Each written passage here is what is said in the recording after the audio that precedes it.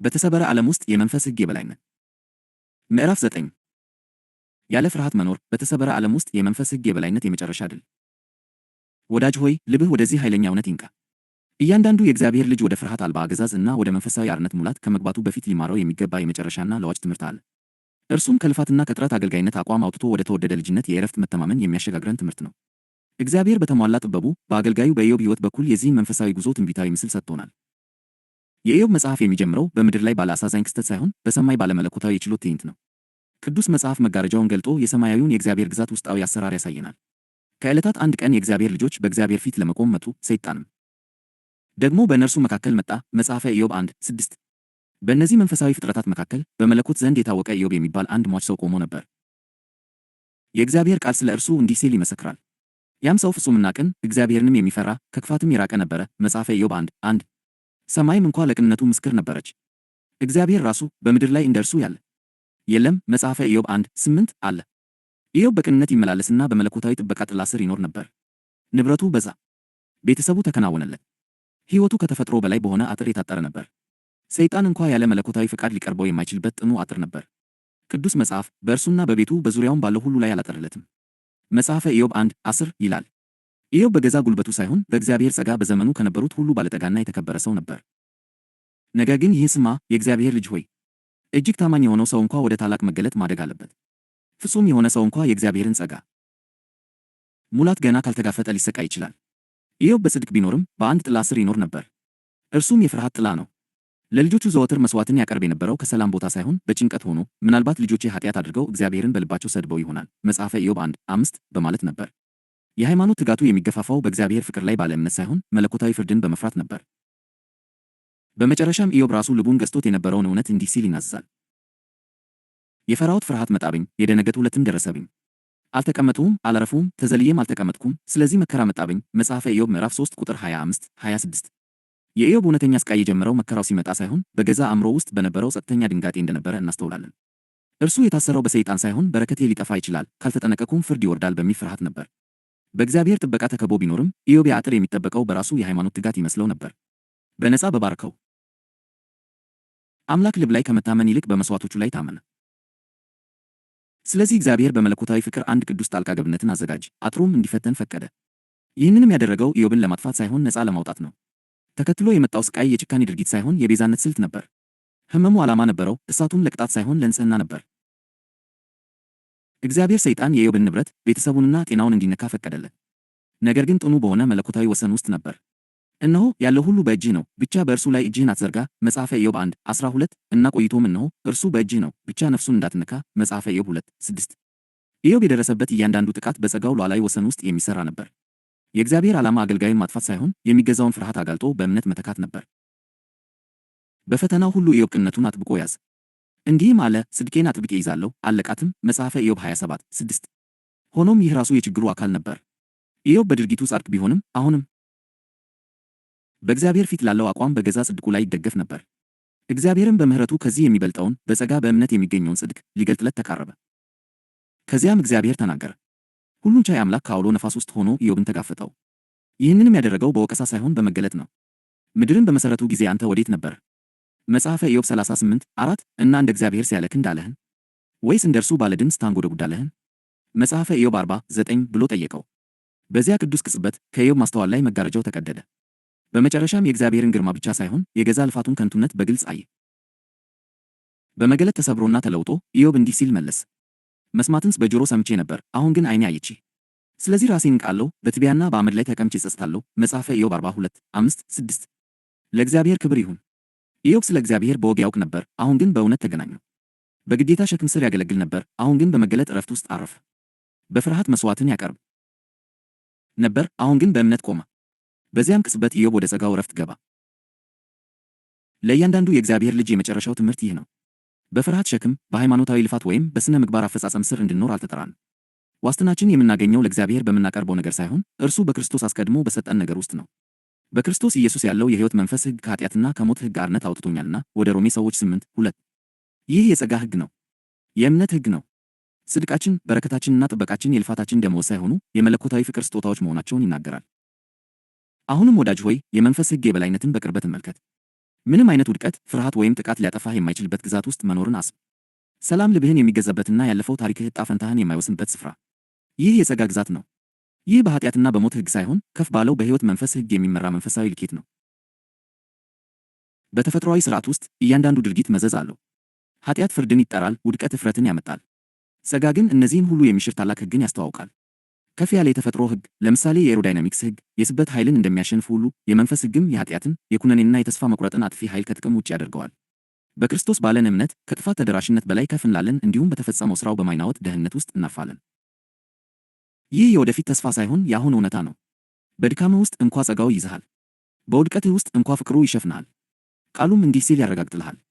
እንግዲህ በክርስቶስ ኢየሱስ ላሉት አሁን ኩነኔ የለባቸውም። ወደ ሮሜ ሰዎች 8:1 ከእንግዲህ በመዘዝ ፍርሃት አትመራም፣ በመንፈስ ኃይል ትመራለህ እንጂ። ፍጹም ፍቅር ፍርሃትን አውጥቶ ይጥላል እንጂ በፍቅር ፍርሃት የለም። ፍርሃት ቅጣት አለውና የዮሐንስ መልእክት 1:4-18 የኢዮብ ጉዞ የስቃይ ትረካ ብቻ አይደለም። እርሱ ወደ ልጅነት የተደረገ ጉዞ ነው። በእሳት ውስጥ አልፎ ወደ ጸጋ የወጣ ሰው ታሪክ ነው። ኢዮብም ፈተናውን አልፎ ሲወጣ እግዚአብሔር የጠፋውን ብቻ አልመለሰለትም፣ አባዛው እንጂ። ኢዮብም ስለ ባልንጀሮቹ በጸለየ ጊዜ እግዚአብሔር ምርኮውን መለሰለት። እግዚአብሔርም ለኢዮብ አስቀድሞ የነበረውን ሁሉ 2 እጥፍ አድርጎ ሰጠው። መጽሐፈ ኢዮብ 42:10 ለምን? ምክንያቱም ጸጋ መልሶ ማግኘት ብቻ ሳይሆን ማባዛትም ነውን። አሁንም የእግዚአብሔር መንፈስ እየጠራህ ነው። ውድ የእግዚአብሔር ልጅ ሆይ ከፍርሃት ውጣ። አድካሚ የሆነውን የሥራ አፈጻጸም አዙሪት ትተህ ተመለስ። ጸጋ አስቀድሞ ያረጋገጠውን በሥራ ለማግኘት መሞከርን አቁም። በሕይወትህ ዙሪያ ያለው አጥር የመሥዋዕትህ ውጤት ሆኖ አያውቅም። እርሱ ሁልጊዜም የእግዚአብሔር ቸርነት ስጦታ ነበር። በረከትህ ደመወዝ ሳይሆን የመስቀሉ ምስክር ነው። ጳውሎስ እንዳወጀው በአንዱም በደል ሞት በአንዱ በኩል ከነገሰ፣ ይልቁን የጸጋን ብዛትና የጽድቅን ስጦታ ብዛት የሚቀበሉ በአንዱ በኢየሱስ ክርስቶስ በኩል በሕይወት ይነግሣሉ። ወደ ሮሜ ሰዎች 5:17 አንተ የተዋጀኸው እንዲሁ ለመኖር ሳይሆን ለመንገሥ ነው። የሆነ ቀን በዘላለም ሳይሆን ዛሬ በክርስቶስ፣ በጥረት ሳይሆን በእምነት፣ በሕግ ሥር ሳይሆን በጸጋ ሥር። ስለዚህ ተነስ የእግዚአብሔር ልጅ ሆይ፣ የፍርሃት ሰንሰለት ይበጣጠስ፣ የራስ ጽድቅ ሸክም መሬት ላይ ይውደቅ። የኢዮብ የመጨረሻ ትምህርት ወደ ድል ዕረፍት የምትገባበት የመጀመሪያ እርምጃህ ይሁን። አንተ የምትጠበቀው ፍጹም ስለሆንክ ሳይሆን ስለተወደድህ ነው። አንተ የምትባረከው ጥሩ ስለሆንክ ሳይሆን እርሱ ጥሩ ስለሆነ ነው። ወደ ዕረፍቱ ግባ። ጸጋውን እቀፍ። በእውነት የሆንከውን ሆነህ ኑር። ፍርሃት አልባ፣ ነፃና የልዑል እግዚአብሔር ተወዳጅ ልጅ። በኢዮብ ታሪክ ውስጥ የተቀመጠውን መለኮታዊ መልእክት በእውነት ለመረዳት ከውጫዊ ፈተናዎች በላይ ተመልክተን ጉዞውን የቀረጸውን ጥልቅ ግጭት ማወቅ አለብን። እውነተኛው የጦር ሜዳ የሰይጣን ጥቃቶች ወይም የሚታዩት መከራዎች አልነበሩም። ይልቁንም በኢዮብ ውስጣዊ የእምነት ሥርዓት ውስጥ የነበረው ጸጥተኛ ምርኮ ነበር። ጠላት ሚና ቢኖረውም ተግባራቱ በእግዚአብሔር ጥኑ ፍቃድ የተገደቡ ነበሩ። ለኢዮብ ስቃይ ሉዓላዊ ኃይል እርሱ አልነበረም፣ እግዚአብሔር እንጂ። የእግዚአብሔር ዓላማም ጉዳት ማድረስ ሳይሆን መገለጥን ማምጣት ነበር። የኢዮብ ጭንቀት ማዕከል የአጋንንት እንቅስቃሴ ሳይሆን የተሰወረ መንፈሳዊ ባርነት ነበረ። ይህም ዛሬም ብዙ ቅን አማኞች የሚታገሉት የምክንያትና ውጤት ሕግ የተባለው አስተሳሰብ ነው። ይህ መለኮታዊ ሞገስ በሥራ መገኘት አለበት፣ ጽድቅ ጥበቃን ያረጋግጣል እና የሥነ ምግባር ውድቀት መከራን ይጋብዛል የሚል ጥልቅ እምነት ነው። የእግዚአብሔር በረከቶች በቅድመ ሁኔታ ላይ የተመሠረቱ ናቸው፣ እንደ ሥራ አፈጻጸም ይለካሉ እና ባለመሟላት ይጠፋሉ የሚል ግምት ነው። ኢዮብ በውጭ በኩል ፍጹም ቢሆንም በውስጥ ግን በዚህ ሥርዓት ይመራ ነበር። ምናልባት በልጆቹ ልብ ውስጥ በስውር የተደረገ ያልታወቀ ኃጢአት እንኳ የተባረከበትን ነገር ሁሉ ሊያፈርስ ይችላል ብሎ ይፈራ ነበር። ይህ ፍርሃት አምልኮውን ቀረጸው፣ መሥዋዕቱን ወሰነበት እና ነፍሱ በመንፈሳዊ አለመረጋጋት ውስጥ እንድትቆይ አደረገ። ተገዥነቱ እውነተኛ ቢሆንም በጸጋ ላይ ከመደገፍ ይልቅ በጭንቀት የሚመራ ነበር። ደህንነት በትጋትና በመሥዋዕት የሚጠበቅ ነገር ነው ብሎ ያምን ነበር። ነገር ግን ወዳጅ ሆይ የልጅ ሕይወት እንዲህ አይደለም። ክርስቶስ የገዛው ነፃነት ይህ አይደለም። ወንጌልም ይህ አይደለም። ይህ የኃጢአትና የሞት ሕግ ባርነት ነው። ጳውሎስ በሮሜ 8 ላይ እንደገለጸው የኃጢአትና የሞት ሕግ መንፈሳዊ መርህ ሲሆን እርሱም ጥሩ ካደረግህ ትሸለማለህ፣ መጥፎ ካደረግህ ትቀጣለህ ይላል። ይህ በውጭ በኩል ፍትሐዊ ቢመስልም በፍርሃት በራስ ጥረትና በኩነኔ ላይ የተመሠረተ ሥርዓት ነው። ለድካም ቦታ የለውም፣ ለጸጋ ዝግጅት የለውም፣ ወደ ዕረፍትም የሚወስድ መንገድ የለውም። ዋስትና ሳይሰጠን እንድንለፋ ብቻ ይገፋፋናል። ነገር ግን እግዚአብሔር በምሕረቱ የሰው ጥረትን የሚሽር ከፍ ያለ ሕግን የላቀ እውነታን ሰጥቶናል። በክርስቶስ ኢየሱስ ያለው የሕይወት መንፈስ ሕግ ከኃጢአትና ከሞት ሕግ አርነት አውጥቶኛልና። ወደ ሮሜ ሰዎች 8:2 ይህ ከፍርሃትና ከራስ ጽድቅ አምባገነንነት ነፃ የሚያወጣን ዘላለማዊ መርህ ነው። እርሱ በስኬት ሳይሆን ከልጁ ጋር በመንድ በመተባበር የሚገኝ ነው። በሥራ ሳይሆን በምሕረት ይሠራል። እርሱ ከኃጢአት ብቻ ሳይሆን ከበደለኛነት፣ ከጭንቀትና በነፃ የተሰጠንን በሥራ ለማግኘት ከሚደረግ አድካሚ ግፊት የሚያድነን ሕግ ነው። ይህ የጸጋ ሕግ የልጅነት ሕግ ነው። ከልፋት ቃል ኪዳን አውጥቶ በእግዚአብሔር ቅድመ ሁኔታ አልባ ፍቅር ዋስትና ውስጥ ያቆመናል። ፍርሃትን በሰላም ዝም ያሰኛል፣ ጭንቀትን በመተማመን ይተካል እና ልፋትን ወደ ዕረፍት እምነት ይለውጠዋል። ኢዮብ ሊማረው የሚገባው እውነት ይህ ነበር። በውጭ በኩል እግዚአብሔርን የሚያመልክ ቢሆንም ልቡ ገና በፍቅር ፍጹም አልሆነም ነበር። እግዚአብሔርን ይፈራ ነበር እንጂ እንደ ፍቅር ሙሉ በሙሉ አያውቀውም ነበር። ጽድቁ እውነተኛ ነበር፣ መገለጡ ግን ያልተሟላ ነበር። እግዚአብሔር የኢዮብ ፈተና እንዲመጣ የፈቀደው ሊቀጣው ሳይሆን ከዝቅተኛው የሥራና የፍርሃት ቃል ኪዳን አውጥቶ ወደ ከፍተኛው የልጅነትና የዕረፍት ግዛት ሊያመጣው ነው። የኢዮብ ፈተና ታማኝነቱን ለመፈተን ሳይሆን አእምሮውን ለማደስ ነበር። ስቃዩ መለኮታዊ መገለል ምልክት ሳይሆን ወደ ጥልቁ የጸጋ መገለጥ የቀረበ ግብዣ ነበር። የእግዚአብሔር ዓላማ ከራስ ጥረት ውስጣዊ ስቃይ ነፃ ሊያወጣውና በእምነት ወደሚገኘው የጽድቅ እውነት ሊያነቃቃው ነበር። ዛሬም ብዙ አማኞች በዚህ ጉዞ ላይ ናቸው። ከእንግዲህ በኃጢአት የታሰርን አይደለንም፣ ሆኖም ብዙዎቻችን በልፋት ታስረናል። ከእግዚአብሔር አንሸሽም፣ ነገር ግን አንድ የተሳሳተ እርምጃ ሞገሱን ያስጣናል ብለን እየፈራን በእግር ጫጫታ በጥንቃቄ እንመላለሳለን። እናገለግላለን፣ እንሰጣለን፣ እንጸልያለን። ይህንንም የምናደርገው ሁልጊዜ በእምነት ሳይሆን ብዙ ጊዜ በፍርሃት ነው። ቴዎሎጂያችን ትክክል ሊሆን ይችላል፣ ልባችን ግን አሁንም ይፈራል። ይህ ልጅነት አይደለም። ይህ አርነት አይደለም። ኢየሱስ ሊሰጠን የሞተለት ሕይወት ይህ አይደለም። በኢዮብ ታሪክም ሆነ በእኛ ታሪክ ውስጥ ያለው እውነተኛው ግጭት በዙሪያችን የሚከሰተው ነገር ብቻ ሳይሆን በውስጣችን የምናምነው ነገር ነው። እርሱ በሁለት ሕጎች መካከል የሚደረግ ውስጣዊ ጦርነት ነው። የፍርሃት ሕግ እና የእምነት ሕግ፣ የሥራ ሕግ እና የጸጋ ሕግ። እንደ አገልጋይ በመኖርና እንደ ልጅ በመኖር መካከል ያለ ጦርነት ነው። የኃጢአትና የሞት ሕግ የሚገባህን ታገኛለህ ይላል። የመንፈስ ሕግ ክርስቶስ የፈጸመውን ትቀበላለህ ይላል። የኃጢአትና የሞት ሕግ ኃጢአት ካደረግህ ትሰቃያለህ ይላል። የመንፈስ ሕግ በምትወድቅበት ጊዜ እንኳ ጸጋ ይደግፍሃል ይላል። የኃጢአትና የሞት ሕግ የእግዚአብሔርን ሞገስ መጠበቅ አለብህ ይላል። የመንፈስ ሕግ የእግዚአብሔር ፍቅር የማይለወጥ ዘላለማዊና አስተማማኝ ነው ይላል። አንዱ በፍርሃት ውስጥ ያቆይሃል፣ ሌላኛው በዕረፍት ውስጥ ያጸናሃል። አንዱ ዘወትር ማስረጃ ይጠይቃል፣ ሌላኛው በልበ ሙሉነት እንድታምን ይጋብዛል። እግዚአብሔር ለኢዮብ የገለጠለት ይህንን ነበር። ለአንተም ሊገልጥልህ የሚፈልገው ይህንን ነው። ታላላቅ ሰንሰለቶች ሁልጊዜ በጠላት የሚሰሩ አይደሉም። ብዙ ጊዜ የሚገነቡት ስለ እግዚአብሔር፣ ስለ ጽድቅና ስለ ራሳችን በምናምናቸው ውሸቶች ነው። ስለዚህ ጥያቄው ይህ ነው። ከእግዚአብሔር ጋር ያለህን ግንኙነት በስውር እየቀረጸው ያለው የትኛው ፍርሃት ነው? ሰላምህን እየነጠቀህ ያለው የትኛው እምነት ነው? የምታመልከው ከእግዚአብሔር ጋር ለመገናኘት ነው ወይስ መከራ እንዳይመጣ ለመከላከል? ጸሎትህ በእምነት የተሞላ ነው ወይስ በጭንቀት የታጀበ? እግዚአብሔር ኢዮብን እንደጠራው አንተንም ወደ ሙሉ የአስተሳሰብ ለውጥ እየጠራህ ነው። ይህም በውርደት ሳይሆን በመገለጥ ላይ የተመሠረተ ነው። ኢዮብ መስማትንስ በጆሮ ሰምቼ ነበር፣ አሁን ግን ዓይኔ አየች። ስለዚህ ራሴን እንቃለሁ፣ በትቢያና በአመድ ላይ ተቀምጬ እጸጸታለሁ። መጽሐፈ ኢዮብ 42:5-6 አለ። የኢዮብ ንስሐ ስለ ሥነ ምግባር ውድቀት ሳይሆን ስለ ተሳሳተ አስተሳሰብ ነበር። እግዚአብሔርን ለመጀመሪያ ጊዜ በግልጽ አየው፣ ሊያባብሉት እንደሚገባ ሩቅ ዳኛ ሳይሆን ሊታመኑበት እንደሚገባ ታማኝ አባት። ይህ እውነት ልብህን ይቅረጸው። አንተ በኃጢአትና በሞት ሕግ ሥር አይደለም። አንተ በክርስቶስ ኢየሱስ ባለው የሕይወት መንፈስ ሕግ ሥር ነህ። ለጽድቅ አትለፋም፣ በጽድቅ ተጎናጽፈሃል እንጂ። ፍቅርን በሥራ አታገኝም፣ ከፍቅሩ ትኖራለህ እንጂ። በፍርድ ላይ አይደለህም፣ በሰማያዊ ስፍራ ተቀምጠሃል እንጂ። ወደ ኤፌሶን ሰዎች 2:6። ስለዚህ ዛሬ እያንዳንዱ የተሳሳተ እምነት ይውደቅ። እያንዳንዱ ፍርሃት እጁን ያላላል። እያንዳንዱ የሥራ ቃል ኪዳን ይሰበር። አንተ ሕይወትህን አቀናጅተህ ለመያዝ እየሞከርክ አይደለም፣ ጸጋ ይዞሃል እንጂ። እውነተኛው ግጭት ጠላት ብቻ አልነበረም፣ የእግዚአብሔር ሞገስ በሥራ መገኘት አለበት የሚለው እምነት እንጂ። እውነተኛው ድልም የኢዮብ ሀብት መመለስ ሳይሆን የልቡ መታደስ ነው። ፍርሃቱ ጠፍቷል፣ ልፋቱ ቆሟል፣ ልጅም ተነስቷል። ወንጌል ይህ ነው። ነፃነትህ ይህ ነው። የእያንዳንዱ የእግዚአብሔር ልጅ ርስት ይህ ነው። ወደዚህ ግባ፣ የሆነ ቀን ሳይሆን ዛሬ። አሜን። በኢዮብ ሕይወት በኩል ለእግዚአብሔር ልጆች የተሰጠው የመጨረሻ ትምህርት። ወዳጅ ሆይ ልብህን ወደዚህ ጥልቅና ነፃ የሚያወጣ እውነት አንካ። እያንዳንዱ የእግዚአብሔር ልጅ ወደ ፍርሃት አልባ አገዛዝ እና ወደ መንፈሳዊ ብስለት አርነት ሙሉ በሙሉ ከመግባቱ በፊት ሊቀበለው የሚገባ የመጨረሻና ለዋጭ ትምህርት አለ። እርሱም አድካሚ ከሆነው የሃይማኖት ልፋት ወጥቶ ወደ ተወደደ ልጅነት የዕረፍት መተማመን የሚደረግ ወሳኝ ሽግግር ነው። እግዚአብሔር በመለኮታዊ ጥበቡ በአገልጋዩ በኢዮብ ሕይወት በኩል የዚህን ጉዞ ትንቢታዊ ምስል ሰጥቶናል። ያላረፈ ጻድቅ ሰው። ወዳጅ ሆይ ኢዮብ የሚባል አንድ ሰው ነበረ። ሕይወቱ በዚያ ትውልድ መካከል የሥነ ምግባር ቅንነትና የመንፈሳዊ ተገዥነት ምስክር ሆኖ የቆመ ሰው ነበር። እርሱ ግድ የለሽ፣ ዓመፀኛ ወይም በግልጽ ኃጢአተኛ አልነበረም። ቅዱስ መጽሐፍ ስለ ማንነቱ ሲመሰክር ያ ሰው ፍጹምና ቅን፣ እግዚአብሔርንም የሚፈራ ከክፋትም የራቀ ነበረ። መጽሐፈ ኢዮብ 1:1 ይላል። እግዚአብሔር ራሱ ይህን ምስክርነት ሲያጸና በምድር ላይ እንደ እርሱ ያለ የለም። መጽሐፈ ኢዮብ 1:8 አለ። ኢዮብ ባለጠጋ፣ የተከበረና በውጭ በኩል ደህንነቱ የተጠበቀ ነበር። ሕይወቱ ጽድቅ የሚሰጠውን ተስፋ ሁሉ የተላበሰች ትመስል ነበር። መጽሐፈ ኢዮብ 1:3። ሆኖም ከዚህ መንፈሳዊ ጥንካሬ በስተጀርባ ከሰው ዓይን የተሰወረ ባርነትና አለመረጋጋት ነበር። ኢዮብ እግዚአብሔርን ይፈራ ነበር፣ ነገር ግን ፍርሃቱ ገና የልጅነት የዕረፍት መተማመን አልነበረም። በባህሪው ጻድቅ ቢሆንም በረከት በቀላሉ ሊጠፋ የሚችልና ሞገስም ዘወትር መጠበቅ ያለበት መሆኑን በማመን በውስጣዊ ጭንቀት ይኖር ነበር። ጽድቁ ገና ወደ ዕረፍት አላደገም ነበር።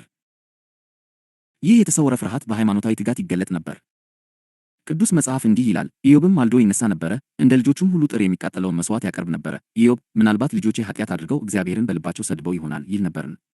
ኢዮብ ሁልጊዜ እንዲህ ያደርግ ነበር። መጽሐፈ ኢዮብ 1:5 እነዚህ መስዋዕቶች በደስታ የታጀበ የመተማመን መግለጫዎች ሳይሆኑ ጥበቃን ለማግኘት የሚደረጉ ሥርዓቶች ነበሩ። ኢዮብ በትጋት ካልጠበቀ መከራ ይወርዳል የሚል ጸጥተኛ ግምት ነበረው። ኢዮብ ሳያውቀው የምክንያትና ውጤት መርህ ስር ይኖር ነበር። ጥሩነት ደህንነትን እንደሚያረጋግጥና ታዛዥነትን ጥበቃን እንደሚያስገኝ ያምን ነበር። ይህ ውስጣዊ አቋሙ ቆይቶ በራሱ ኑዛዜ ተገለጠ። የፈራሁት ፍርሃት መጣብኝ፣ የደነገጥሁበትም ነገር ደረሰብኝ። መጽሐፈ ኢዮብ 3:25 የውስጥ ሕይወቱን ይገዛ የነበረው እረፍት ሳይሆን ፍርሃት ነበር። ኢዮብ እግዚአብሔርን በቅንነት ቢወድም ሕሊናው ገና ወደ ሙሉ መተማመን አልገባም ነበር። በባህሪው ነቀፋ የሌለበት ቢሆንም በልቡ ግን ነፃ አልነበረም። ሞገስን ለማስቀጠል እንደሚለፋ አገልጋይ እንጂ በእግዚአብሔር ቸርነት ውስጥ እንዳረፈ ልጅ አልነበረም። ወዳጅ ሆይ የኢዮብ ጽድቅ ምስክር ይህ ነው። በድርጊቱ ትክክል ነበር፣ በውስጡ ግን አላረፈም። ታሪኩ ክፉ ሰው ሲቀጣ የሚያሳይ ሳይሆን እግዚአብሔር ራሱ ጻድቅ ብሎታልና መጽሐፈ ኢዮብ 1:8 መጽሐፈ ኢዮብ 2:3 አንድ ጻድቅ ሰው ወደ ጥልቁ እውነት ሲመጣ የሚያሳይ ነው። የኢዮብ ስቃይ የተሰወረ ኃጢአትን አላጋለጠም። ይልቁንም የተሰወረ ፍርሃትን አወጣው። ፍርሃት ተጋፍጦ እስካልጠፋ ድረስ እውነተኛ እረፍት ሊወለድ አይችልም። ስለዚህ የኢዮብ ታሪክ እንደ ትንቢታዊ ምስክርነት ይቆማል። እያንዳንዱን ጻድቅ ሆኖም ያላረፈ ልብ ከራሱ ጥበቃ አውጥቶ ወደ እውነተኛ እረፍት ነፃነት ይጠራዋል። የሰማይ ችሎት ስሩን ማጋለጥ እንጂ ሰውን ማጥፋት አይደለም። ወዳጅ ሆይ የኢዮብ መጽሐፍ የሚጀምረው በስቃይ ሳይሆን በሰማያዊ ምክር ቤት ወይም በችሎት ትዕይንት ነው። ቅዱስ መጽሐፍ ይህን ምስጢር ይገልጣል። ከዕለታት አንድ ቀን የእግዚአብሔር ልጆች በእግዚአብሔር ፊት ለመቆም መጡ፣ ሰይጣንም ደግሞ በእነርሱ መካከል መጣ። መጽሐፈ ኢዮብ 1:6 በእነዚህ መንፈሳዊ ፍጥረታት መካከል በመለኮት ዘንድ የከበረ ሥጋና ደም የለበሰው ኢዮብ ቆሞ ነበር። ይህ ቅጽበት የኢዮብን ባህሪ ለማጋለጥ አልነበረም። ሰማይ ራሱ ኢዮብ ፍጹምና ቅን መሆኑን መስክሯልና መጽሐፈ ኢዮብ 1:8 ውንጀላው ከዚህ የጠለቀ ነበር። እርሱም ያነጣጠረው በኢዮብ ጽድቅ መሠረት ላይ ነበር። ከሳሹ ለኢዮብ ተገዥነት በስተጀርባ ያለውን ምክንያት ተጠራጠረ።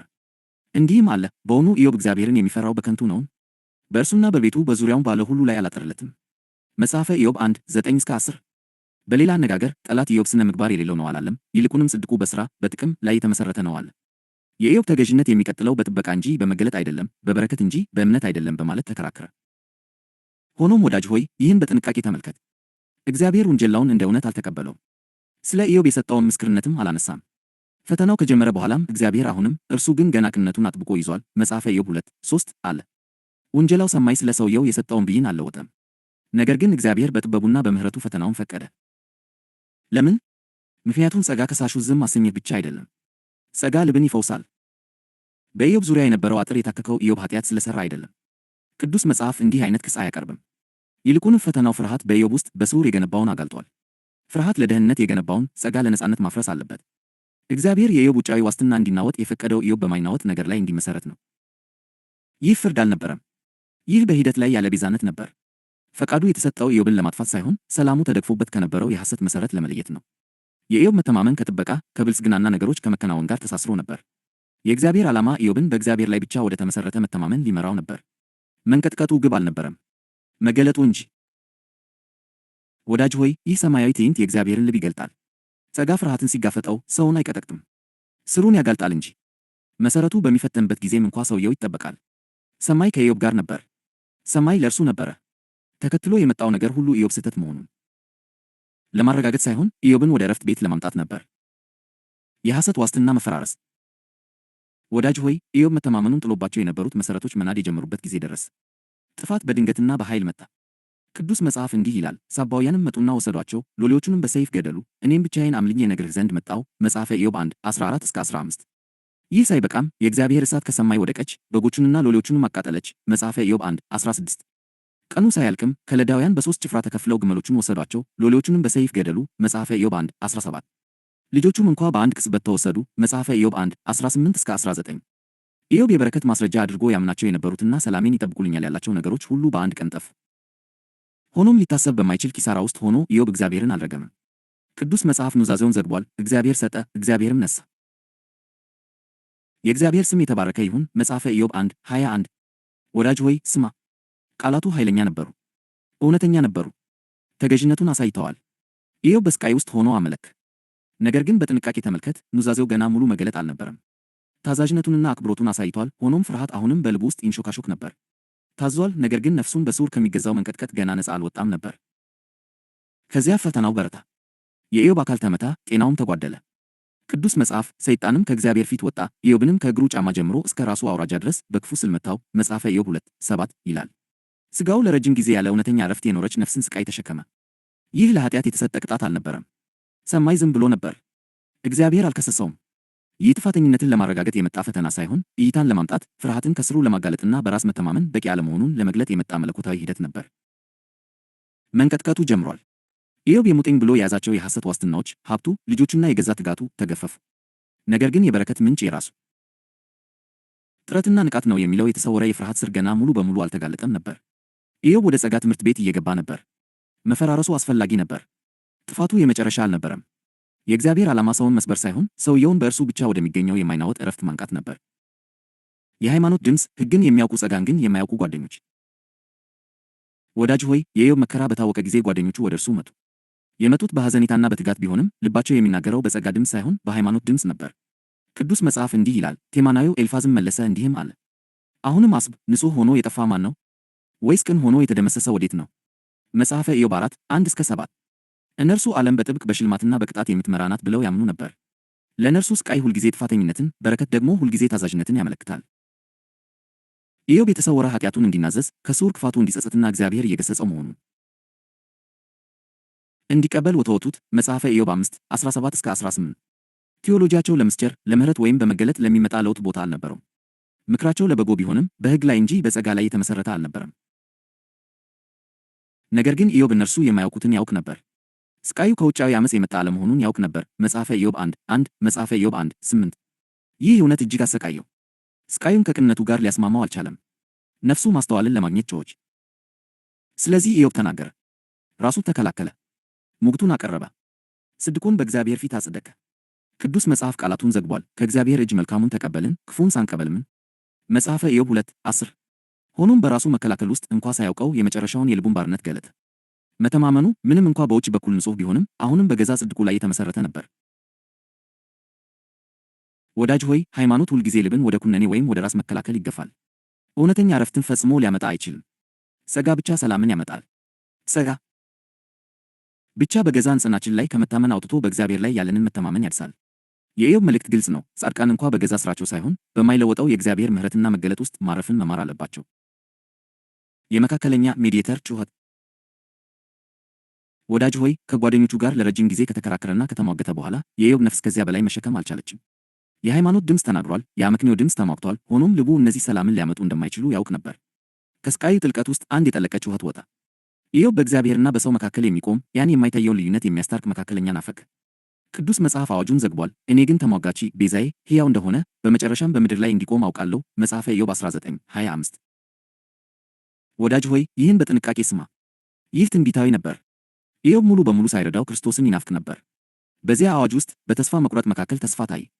ጽድቅ በቃላት ሊከላከል፣ በክርክር ሊጸድቅ ወይም በጥረት ሊጠበቅ እንደማይችል መረዳት ጀምሮ ነበር። ሕጉ፣ አመክንዮውና ግሳገው የወሰዱት እስከ አንድ ቦታ ብቻ ነበር። ኢዮብ ዘላለማዊውን እውነት እያገኘ ነበር። ጽድቅ የሚገለጥና የሚሰጥ እንጂ በሥራ የሚገኝ ወይም በክርክር የሚመጣ አይደለም። እርሱ በራስ ጥረት ወይም በሰው ማስተዋል ላይ የተገነባ አይደለም። እይታን ሊያመጣ የሚችለው ከእግዚአብሔር የሚመጣ መገለጥ ብቻ ነው። ዕረፍትን ሊያመጣ የሚችለው ቤዛ ሪዲመር ብቻ ነው። የኢዮብ ጩኸት ወደ ወንጌል ልብ ይጠቁመናል። የሰው ጥረት ሲከሽፍ ጸጋ ብቸኛ ተስፋ እንደሚሆን ያሳያል። ሕጉ ወደ ኩነኔ ሊመራ ይችላል፣ ክርስቶስ ግን አርነትን ያመጣል። ወዳጅ ሆይ፣ ኢዮብ ለመካከለኛ የነበረው ናፍቆት እኛም በራስ መተማመንን ትተን ልባችንን ከእግዚአብሔር ጋር ሊያስታርቅ የሚችለውን የቤዛውን ሕያው መገለጥ እንድንቀበል የቀረበ ጥሪ ነው። አውሎ ነፋሱ እግዚአብሔር ራሱን ገለጠ እንጂ የኢዮብን ኃጢአት አይደለም። ወዳጅ ሆይ፣ በኢዮብ ጉዞ ውስጥ ሰማይ በቀጥታ የተናገረበትና ሁሉን ቻይ አምላክ ለኢዮብ ከአውሎ ነፋስ ውስጥ ሆኖ የመለሰበት ቅጽበት መጣ። መጽሐፈ ኢዮብ 38:1። ይህን በጥንቃቄ ስማ። የእግዚአብሔር ድምፅ የለሰለሰ፣ ጸጥ ያለ ወይም ግልጽ ያልሆነ አልነበረም። እርሱ የሰውን ማስተዋል መሠረት ያናወጠ ድምፅ ነበር። በሰው አመክንዮ ውስጥ ሰርጾ ገብቶ የሰው ጥበብ ያለውን ገደብ አጋለጠ። እርሱ የኢዮብን ልብ ለማንቃት፣ ፍርሃትን ለመጋፈጥና የእግዚአብሔርን ታላቅነት ለመግለጥ የተዘጋጀ መገለጥ ነበር። ቅዱስ መጽሐፍ እንዲህ ይላል፣ እግዚአብሔርም ለኢዮብ ከአውሎ ነፋስ ውስጥ መለሰ እንዲህም አለ። እውቀት በሌለው ቃል ምክርን የሚያጨልም ይህ ማን ነው? አሁንም እንደ ሰው ወገብህን ታጠቅ፣ እጠይቅሃለሁ፣ አንተም ተናገር። መጽሐፈ ኢዮብ 38:1-3። እግዚአብሔር ያላደረገውን ተመልከት። ኢዮብን በኃጢአት አልከሰሰውም። የጓደኞቹን ጨካኝና ፈራጅ ምክር አላጸደቀም። ስቃዩ ለምን እንደመጣ አላብራራም። ለሰው አመክንዮ ወይም ለሰው የሽልማትና የቅጣት መለኪያ አልተማሰነም። ሰማይ ከሰው አመክንዮ ጋር አልወገነም። ይልቁንም እግዚአብሔር ኢዮብን ወደ መለኮታዊ እይታ አመጣው። እግዚአብሔር ምን ገለጠ? ጥበቡን፣ ሉዓላዊነቱን፣ የፈጣሪነት ሥልጣኑንና ደጋፊ ኃይሉን ገለጠ። እግዚአብሔር ስለ ምድር አፈጣጠር ተናገረ። ምድርን በመሠረቱ ጊዜ አንተ ወዴት ነበር? ማስተዋል ካለህ ተናገር። መጠኗን የወሰነ ማን ነው? በእውኑ ታውቃለህን? ወይስ አውታርን የዘረጋባት ማን ነው? መጽሐፈ ኢዮብ 38 4-5 ስለ ባህርና ስለ ሰማያት ተናገረ። ባህርስ ከማኅፀን በወጣ ጊዜ በደጅ የዘጋው ማን ነው? ደመናን ልብሱ ጥቅጥቅ ጨለማንም መጠቅለያው ባደረጉ ጊዜ። መጽሐፈ ኢዮብ 38 8-9 ኢዮብን ስለ ከዋክብት ተገዳደረው። በውኑ የሰባቱን ከዋክብት ፕሊያደስ ማሰሪያ ታስር ዘንድ ትችላለህን? ወይስ የኦሪዮን ኦራይን ማሰሪያ ትፈታ ዘንድ ትችላለህን? መጽሐፈ ኢዮብ 38 31 እግዚአብሔር ስለ እያንዳንዱ ፍጡር ሕይወት ተናገረ። የበረሃ ፍየሎች የሚወልዱበትን ጊዜ ታውቃለህን? ሚዳቆችስ የሚወልዱበትን ጊዜ ትመለከታለህን? መጽሐፈ ኢዮብ 39 1 በእያንዳንዱ አዋጅ ውስጥ እግዚአብሔር ዓለም በፍርሃት ላይ በተመሠረተ ስነ ምግባር፣ በጥቅም ሽልማት ወይም በሰው ጥረት እንደማትመራ ግልጽ አደረገ። እርሱ የሚመራው በእርሱ ዓላማ፣ በኃይሉና በደጋፊ ሕይወቱ ነው። ወዳጅ ሆይ፣ በዚያ ቅጽበት ኢዮብ ከዚህ በፊት አይቶት የማያውቀውን አየ። እግዚአብሔር ደካማ አይደለም። እግዚአብሔር በሰው ይሁንታ ላይ አይደገፍም። እግዚአብሔር በመሥዋዕት፣ በክርክር ወይም በሥርዓት አይጠበቅም። እግዚአብሔር የሕይወት ሁሉ ዘላለማዊና የማይናወጥ ምንጭ ነው። እግዚአብሔርን ሲመለከትም ኢዮብ ራሱን ማየት ጀመረ።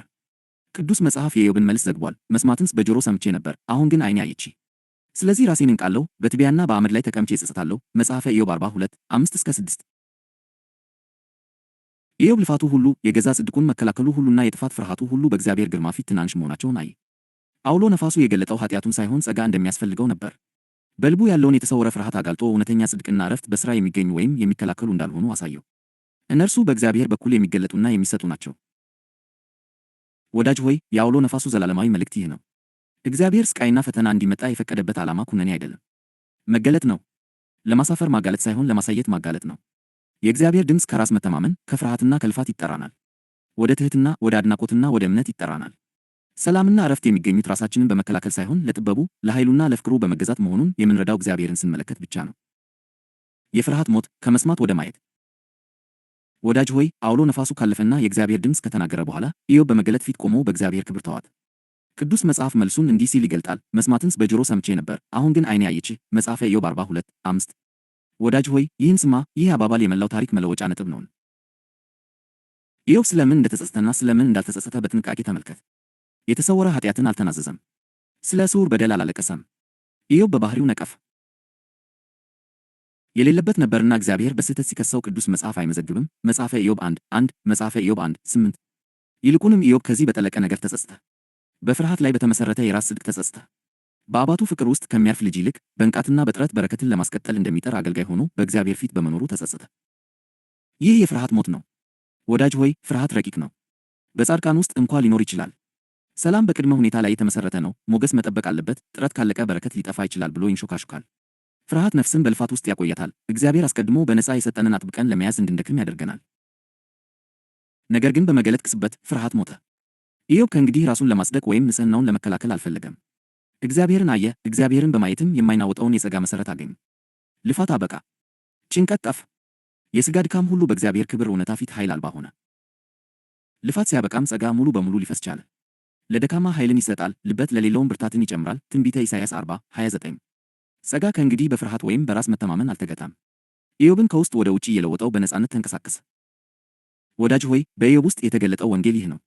እውነተኛ ጽድቅ የእግዚአብሔርን ሞገስ ለማግኘት የሚደረግ አፈጻጸም አይደለም። እውነተኛ ዕረፍት ለልፋት የሚሰጥ ሽልማት አይደለም። እውነተኛ ሰላም እግዚአብሔርን የማየትና ለፍርሃት የመሞት ውጤት ነው። ፍርሃት ሲሞት ልፋት ያበቃል። ልፋት ሲያበቃ ጸጋ ይነግሣል። ነፍስም የእግዚአብሔር መገለጥ ብቻ ሊያመጣው ወደሚችለው ዕረፍት ትገባለች። እኛም እንደ ኢዮብ ከመስማት ወደ ማየት፣ ከፍርሃት ወደ ዕረፍት፣ ከልፋት ወደ ጸጋ እንሸጋገር። የእግዚአብሔር ሕይወት በእኛ ውስጥ በነፃነት ይፈስ ዘንድ፣ በፈተና ሁሉ ውስጥ ይደግፈን ዘንድና ወደማይናወጥ ሰላሙ ሙላት ያመጣን ዘንድ። ተሐድሶ ፍርሃት ሊጠብቀው ብቻ የቻለውን ጸጋ ያባዘዋል። ወዳጅ ሆይ፣ ኢዮብ እግዚአብሔርን ካየና በፍርሃት ላይ ከተመሠረተ የራስ ጽድቅ ከተጸጸተ በኋላ ቅዱስ መጽሐፍ በታሪኩ ውስጥ ጥልቅ ለውጥ መኖሩን ይገልጣል።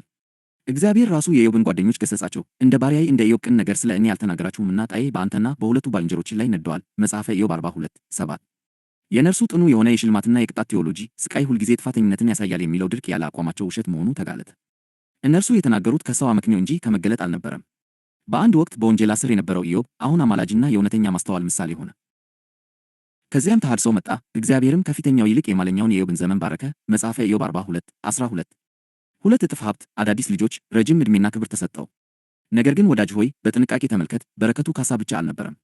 እርሱ በውስጥ ለተከሰተው ለውጥ ምስክር ነበር። ፍርሃት ሊጠብቀው የፈለገውን ጸጋ አባዘው። ልፋት ሊያስቀጥለው የሞከረውን መገለጥ አሁን በነፃ መለሰው። ወዳጅ ሆይ፣ ለእግዚአብሔር ልጆች ዘላለማዊው መርህ ይህ ነው። ጠላት በፍርሃት የወሰደውን እግዚአብሔር በጸጋ ይመልሰዋል። በመንቀጥቀጥ ልታስቀረው የሞከርከውን እግዚአብሔር በሰላም ያባዘዋል። በሰው ጥረት የተከላከልከውን እግዚአብሔር በማይናወጥ መገለጥ ያጸናዋል። የኢዮብ የመጨረሻ ትምህርት ግልጽ ነው። ጸጋ ሙሉ በሙሉ ይነግስ ዘንድ ፍርሃት መሞት አለበት። ዕረፍት ይፈስ ዘንድ ልፋት ማብቃት አለበት። መተማመናችንም በአፈጻጸም ላይ ሳይሆን በመገለጥ ላይ መመስረት አለበት።